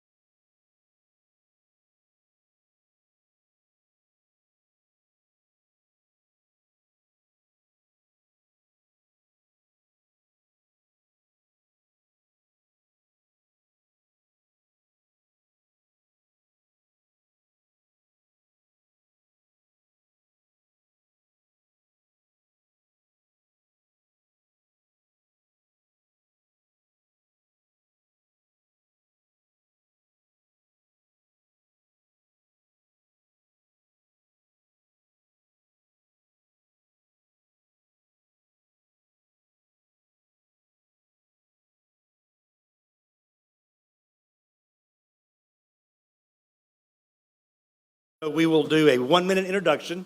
We will start with you, Karen. We'll go to Tan, and we'll go to Dennis. We will then rotate after that for every question. After your 1-minute introduction, we will ask a series of questions. Those questions will be the same to each of you. And then we will move to candidate-specific questions that will be just for you. And then you'll have a closing final question with how it will work. We have had great candidates that have honored the little red button, and I expect it for y'all too. They've been very good. We've had a great time so far. Sorry y'all couldn't be here and have fun with us. For you two that haven't been up here before, relax, enjoy yourself. This is the best part of running for council right here. All right, there you go. Actually, the best part is when it's over, I'll tell you that. All right, speaking over, let's get to over. So we're going to start with place 5, 1-minute introductions, and Karen, we'll start with you. Good evening. I'm Karen Williams, and I'm running for Rockwall City Council, place 5, because I could no longer sit around and watch the direction that our city was going in. I cared too much to stay quiet. I retired in 2022 after a career as an engineering consultant and a business owner of a construction management firm and materials testing.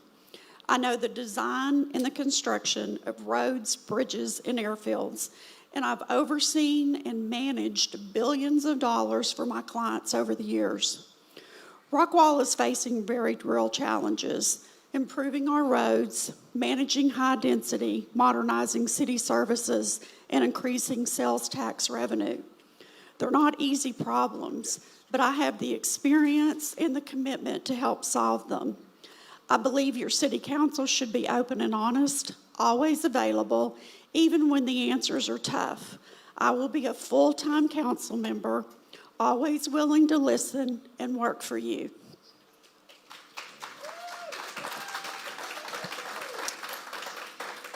Next up is Tan. My name is Tan Lee, and my wife and I, we've lived here in Rockwall for about 7.5 years. I decided to run for city council because apparently I don't have enough to do in my life. I currently work in marketing and creative for AT&T. I've been marketing exec for the last 15, 20 years.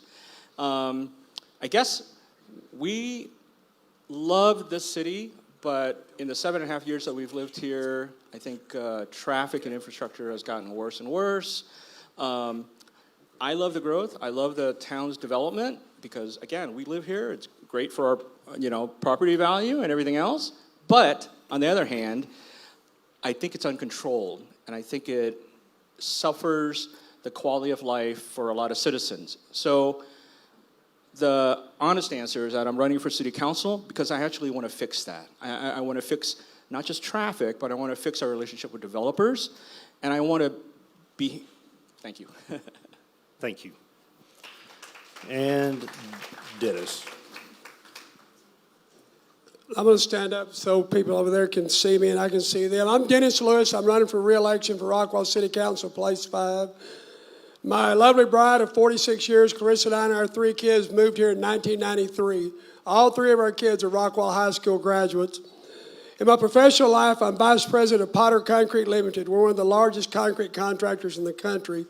Clarissa's a registered nurse. She's a recovery room nurse at Texas Health Hospital in Rockwall. I'm a graduate of Texas A&M University. I've served the citizens of Rockwall in the past as a planning and zoning commissioner, city council member from 2012, 2018, term limited out then, former mayor pro tem. There's 3 reasons people want to live, work, and play in Rockwall.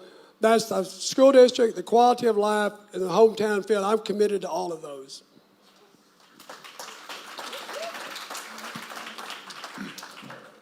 All right, first question. It'll be the same question to all 3 candidates, and we're going to go in the order of Karen, Tan, and then Dennis. So we'll start with Karen. How would you evaluate requests for economic development incentives, and what factors would you consider when voting on fee increases?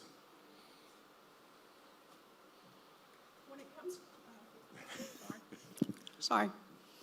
When it comes to fee increases, are you talking about development fees? It can be whatever fees you want to discuss. Okay, well, I'll talk about development fees. We need to hold our developers accountable. They need to pay all of their impact fees. I mean, one thing that they could do, they could actually prove to us that they could build roads and infrastructure cheaper, quicker, faster, as long as they are to our standards and to our specifications.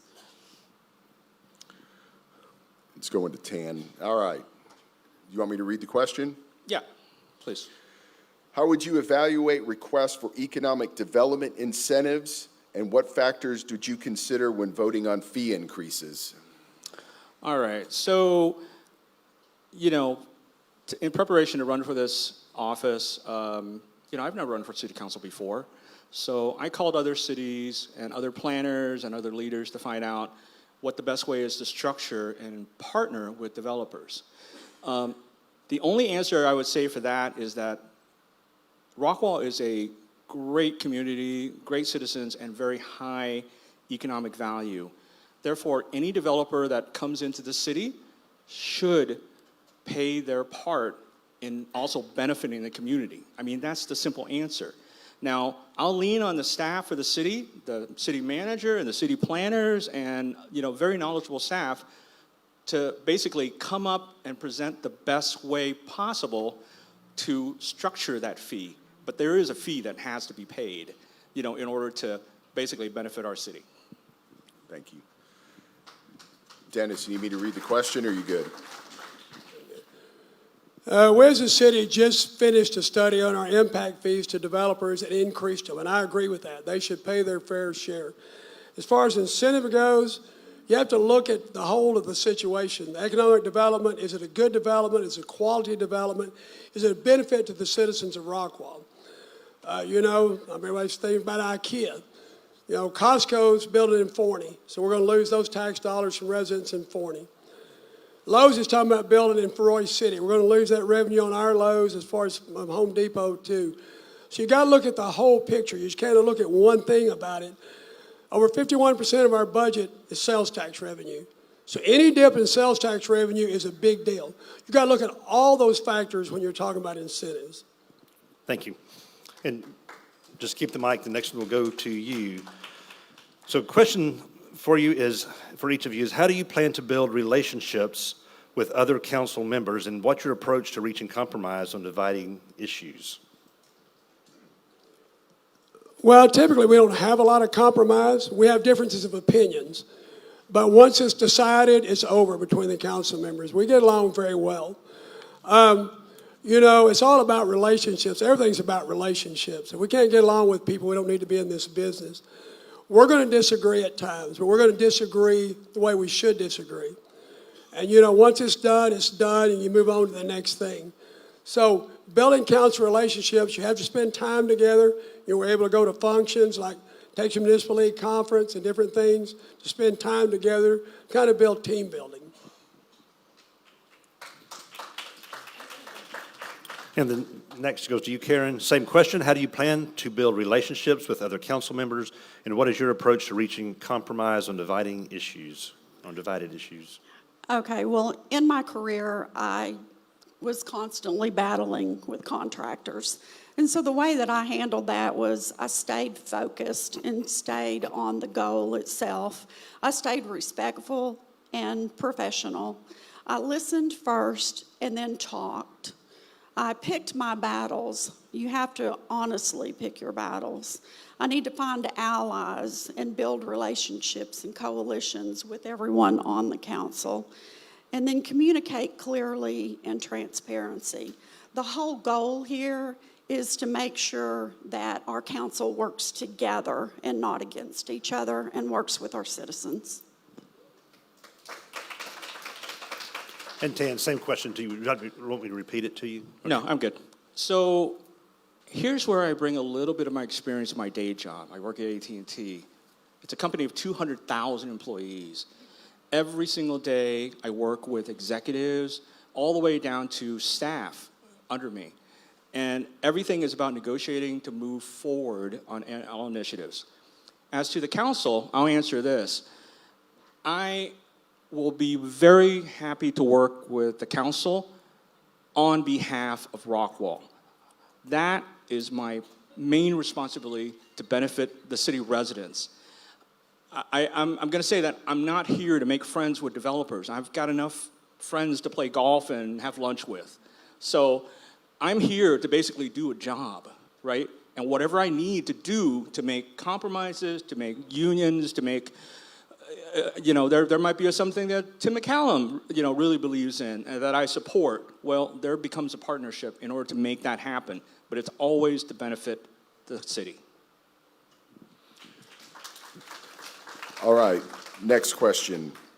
And this one will go Karen, Tan, and then Dennis. What is your vision for the future of downtown Rockwall, including how do you address the parking issues?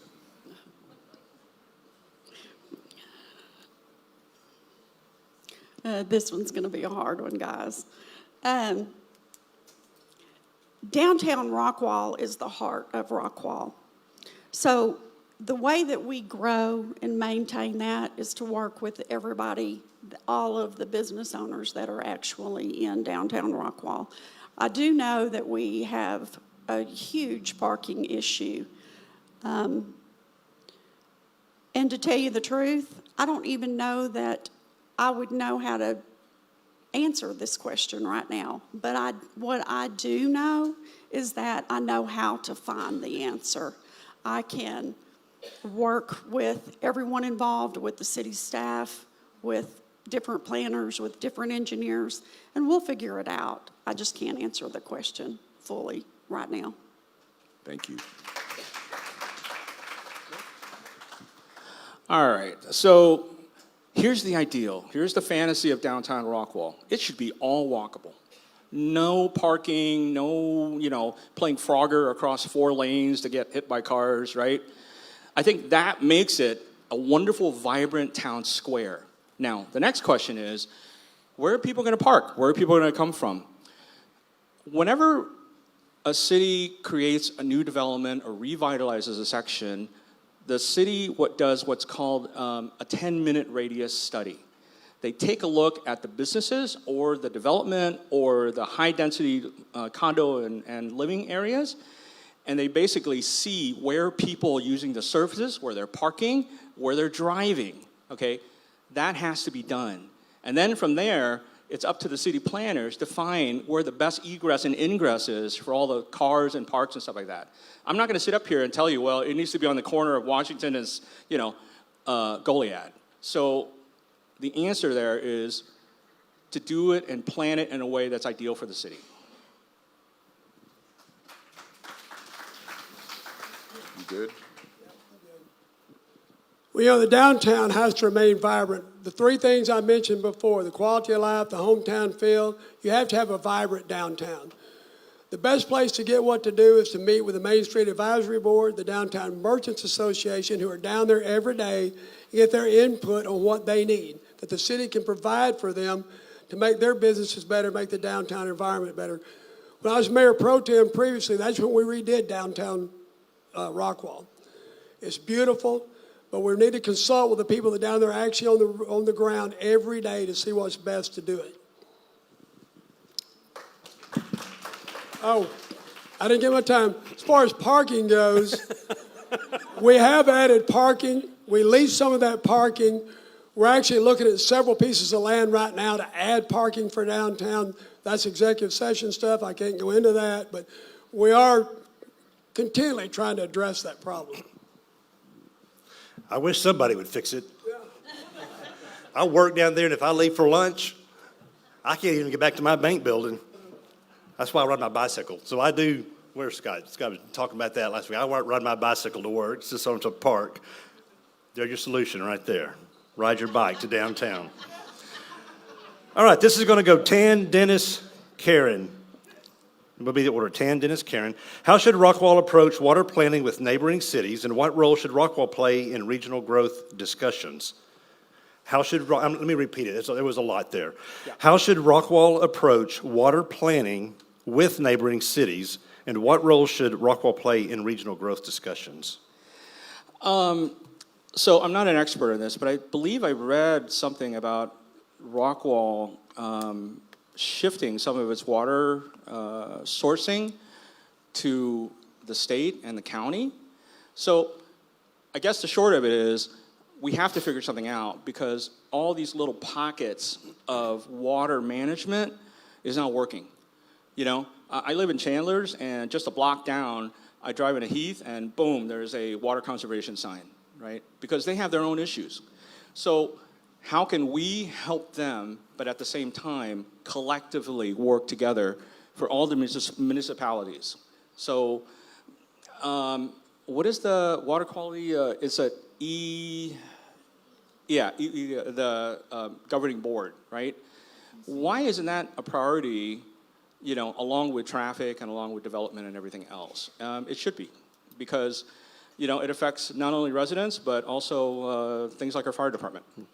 All right, and this next, Dennis, the same question. How should Rockwall approach water planning with neighboring cities, and what's our role in regional growth discussions? Well, as you well know, we get our water and our sanitary sewer service for the North Texas Municipal Water District. We have to constantly work with them. They've told us they can sustain our growth for now.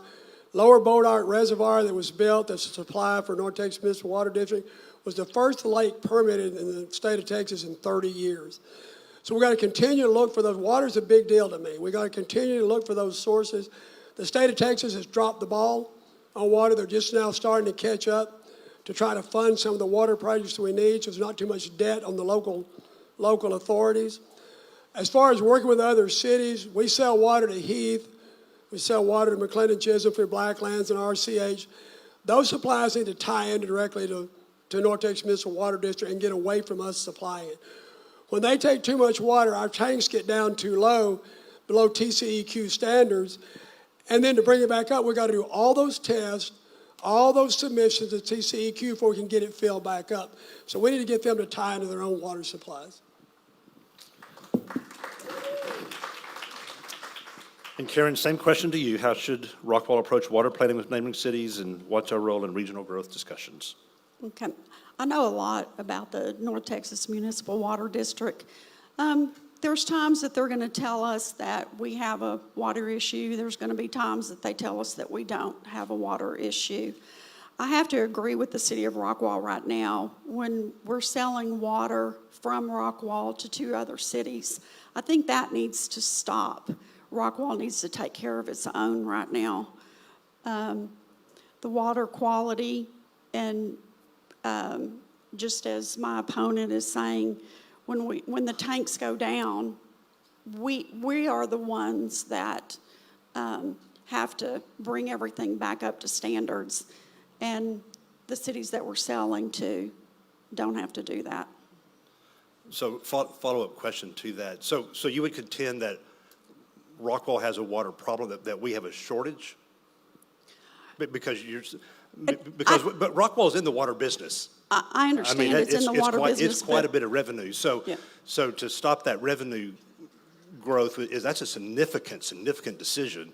So there would have to be a compelling reason. So I want to understand and help us to understand what would drive that decision, what's driving that to stop selling water when we have a surplus. Yeah. I just don't think that is our responsibility. I think that the other 2 cities need to find their own way to get water. To tell you the truth, I did not understand that is a significant amount of money coming to the city of Rockwall.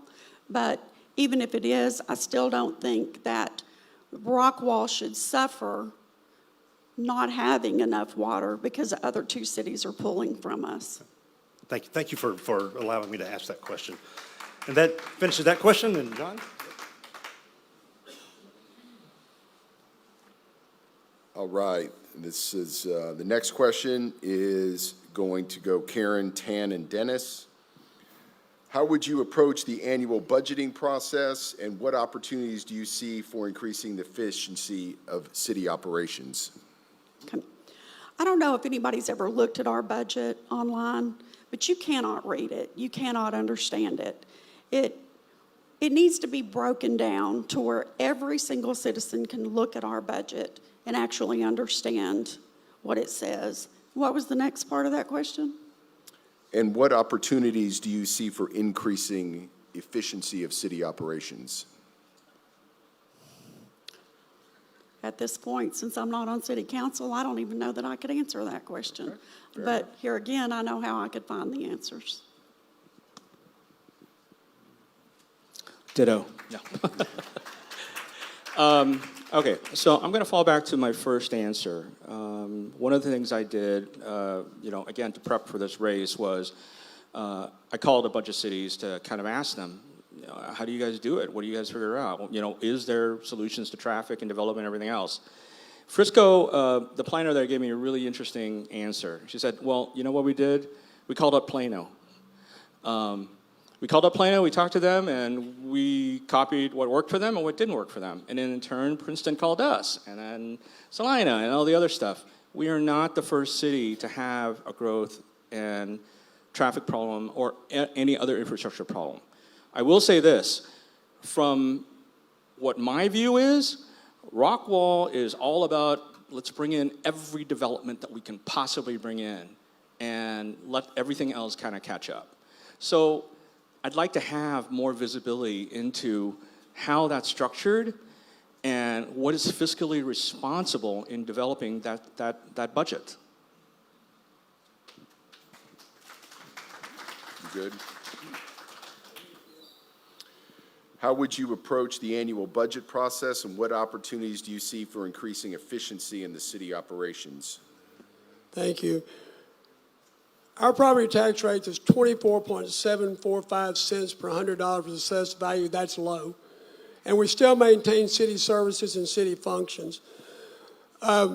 We compare with other cities all the time. Cities our size have way more city employees than we do. I'm not talking about a little bit, I'm talking about a bunch more city employees. 10 years ago, we had 6.57 city employees per 1,000 residents. Today, we've got 6.74 employees per 1,000 residents. That's good fiscal management by the city council, by prior councils, by Mary Smith and her staff, prior city managers and their staff. I think we're very fiscally responsible. I think we operate lean and mean. All right, thank you. All right, we're moving now to the candidate-specific questions. Each one of these, there's just one of them. They'll be different for each of you. They were taken primarily from your website or from cards. So Karen, we'll start with you. Your website says, quote, "My neighborhood has been let down by our city council." What specifically do you mean by that? And should voters view this statement as indicating that you're a single-issue candidate? Okay, well, the city of Rockwall has decided to tear down and destroy an open space to put in a parking lot for the boat dock. Hundreds of citizens use this green space all the time. They want to tear it out so they can put in the parking lot that will only be used maybe 3 months out of the year and only on overflow weekends. They told us that they had a grant for $1.5 million, but what they didn't tell us is that we still had to pay $312,000 for it. Every time that we went to talk to city staff, we were treated like we shouldn't even be asking the questions. When we went to city council, we actually gave city council a 1-inch binder full of, I'm out of time. Okay. The next question is for Tan.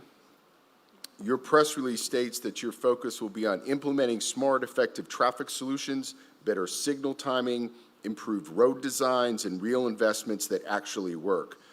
What sort of investments, and specifically, do you want, and how exactly would you pay for them? That's a good question. So I'll tell you the first thing I wouldn't do. I wouldn't give an $11 million tax break to IKEA. Okay, so regardless of whatever sales tax we can get from that, we're robbing the city of taxpayer dollars to pay for infrastructure. There are short-term and long-term answers to fixing traffic. Yes, Again, I go back to the city of Frisco. They have smart lights implemented in there where they have an EOC where they can monitor every single traffic light in major choke points around town. So they can adjust as necessary for rush hour, for emergencies, for whatever that they need to do. As far as, to be honest, one of the most frustrating things is when the last 2-3 years, I live in Chandler's, right? So there's Ralph Hall and then there's Summer Lee. They've torn up those two roads. I can't count how many times they've torn up, and they built them back exactly the same, okay? That's ridiculous, okay? So don't tell me that things are improving, because by the seat of my pants in my car, they have not. Ask yourself the same thing. But hang on, I want to ask a follow-up. You mentioned traffic signals and monitoring them. So does Plano monitor all traffic signals, the ones that TxDOT owns and the ones that the city owns, or do they just monitor their city-owned traffic signals? Well, I mean, let's talk about that. Let's talk about. No. I understand. I understand that like 205 and a lot of that TxDOT does own, but take the case of our ambulances and fire trucks, right? They have, I think, what is called an Omnicom system to where they can trigger a thing. The city paid for that. I've been trying to get one of those for my car, but it just doesn't work. Amen. Now, There's a fee idea right there. We could sell those suckers. The city paid for that and installed those systems for city emergency services. So there's obvious solutions out there to have city partnering with TxDOT in order to make those implemental changes. Because let's face it, does it really matter whose fault it is? The fact of the matter is, response time and other things are. Thank you. All right, thank you for that, and thank y'all for that. All right, Dennis, Tan mentioned the $11 million tax break. Your question just happens to be, and we didn't change it, it's on the paper. You voted for the IKEA development, which was obviously a contentious subject. It's been brought up quite a number of times tonight. Can you walk us through your thought process at how you arrived at that decision? Well, before IKEA, there's 5 major intersections left on I-30. 3 at the FM 3549, 2 at John King. I look for quality development from quality developers, and that fit the bill. Costco's got an incentive. The hospital's been incentivized. Hilton's been incentivized. Spring Hill Suites been incentivized. Every business in the technology park has been incentivized one way or another. We're losing that tax revenue from Costco, going to Forney. We're losing that tax revenue from Lowe's. We're going to pay $11.5 million, and in 15 years, the citizens of Rockwall will get $69 million in return. You broadcast that out to 20 years. City of Rockwall citizens get $102 million. It's a 40% discount on the rebate of the operation and maintenance part of the property tax, 40% sales tax, 1% of the sales tax. Rockwall is still getting property tax and sales taxes off of IKEA. All right, thank you. Guys, you made it to the final question. All right. We're almost there. And the final question will be the same to each of you. And we'll go just go Dennis, Karen, Tan. We'll just go right straight down the way. Why are you running for this specific seat, and why do you think voters should elect you? Why are you running for this specific seat, and why do you think voters should elect you? And this will be your closing statement as well. 2 minutes. Let's give them 2 minutes. They've been good boys and All right. girls. Fair enough. Okay, I'm running for re-election for Rockwall City Council, Place 5, because I genuinely care about the city of Rockwall and the citizens of Rockwall. I'm always striving to make a difference for good. I'm human. I don't always hit the mark, but I'm always trying. I don't speak hollow words. I put them into action. Traffic, big problem. I'm one of the city of Rockwall's representatives on the Rockwall County Planning Consortium. We prioritize projects, go get funding for those projects. We have a great relationship with TxDOT, North Central Texas Council of Governments, Regional Transportation Council. So I'm willing to put myself out there. 2008 bond program, County of Rockwall, we use that $100 million to get our projects ready to be shovel ready. Same with $150 million 2021 bond project. I'm on the board of directors of the Rockwall County Emergency Services Corporation, City Council liaison of the Rockwall Economic Development Corporation. I'm on the City Council Hotel Motel Tax Subcommittee. I'm a City Council liaison for the Art Commission. I don't only do public work, I do nonprofit work too. I'm chairman of the board of Meals on Wheels Senior Services of Rockwall County. It's a labor of love. I've been doing that for many years. I'm very proud to be endorsed by the Rockwall Professional Firefighters Association. I have the leadership ability. I've proved I have the leadership ability. I'm not afraid to get my hands dirty working for the citizens of Rockwall. I always strive to be a servant leader by putting God first, my family second, others third, and myself last. So I'm Dennis Lewis, running for re-election for Rockwall City Council, Place 5. I would love to have your vote, and I cherish your vote.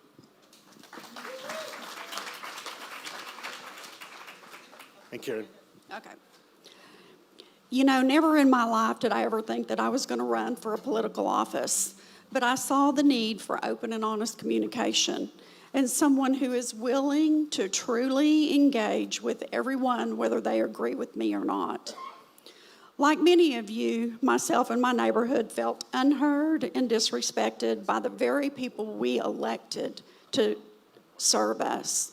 I never want another citizen to feel that way again. I'm not a career politician, nor do I want to be one. I'm your neighbor, a community member, and someone who cares deeply about making sure every voice is heard. I am retired, and I have no conflicts with businesses. Sorry, Dennis, I'm going to have to say a few things. You are a vice president of a concrete company. I see that as a conflict. You've been on council twice, and I don't see anything changing. I believe in listening first and leading together. That's how we bring real, lasting change to our city council. I thank you for the opportunity to run, and I'm asking for your vote for Rockwall City Council, Place 5. All right, I see a lot of hangry faces in the crowd. So I'm going to defend Dennis a little bit here. Not that you attacked him. Dennis is a really nice man. And to me, when I first ran for the council and learned about my competitors, Dennis is what I would call an established Rockwall guy, right? But I'm sorry, he's had his chance. He's been on the council for so many years. He's had his chance. And if you elect him, you're going to get more IKEA giveaways to the Rockwall, to the detriment of Rockwall, rather than to the benefit of its citizen.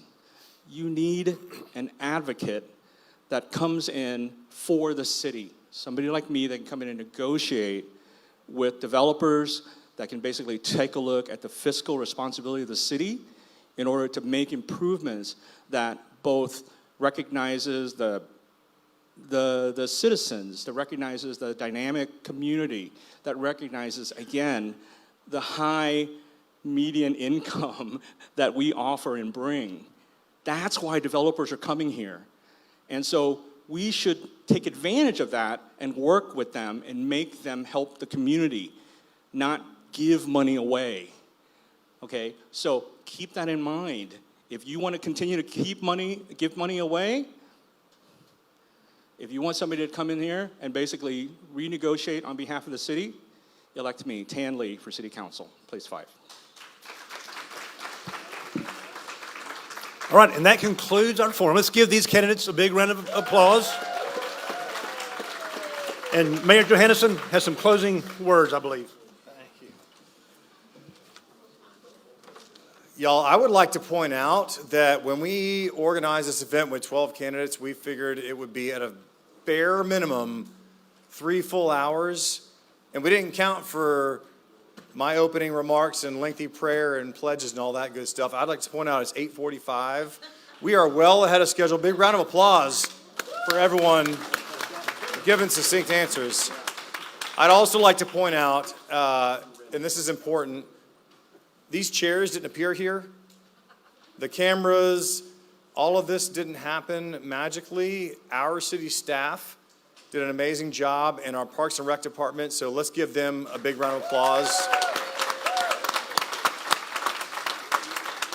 And I've said it before, but our good friends, Kevin and John, they spent a lot of time and effort that went into this and did a great job tonight. So a big thank you to them. And thank y'all. And I would just say, when we're looking at the clock and how fast things went, I'm afraid to call that there's a winner out of all of this, but it's the citizens, because we got our time back, all right? We're losing it, though. Oh, we're losing it the more we talk. Anyway, I want to thank all of y'all. And like I said earlier, if things don't go your way, I look forward to seeing this kind of passion that you've expressed tonight in other capacities on planning and zoning boards. And with that, y'all go out and eat some of our fine dining establishments. And thank you so much for your attention tonight.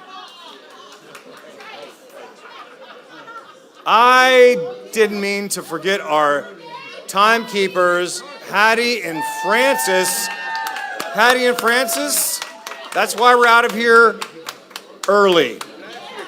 They don't let those politicians talk too long. Thank you all so much. Have a wonderful evening.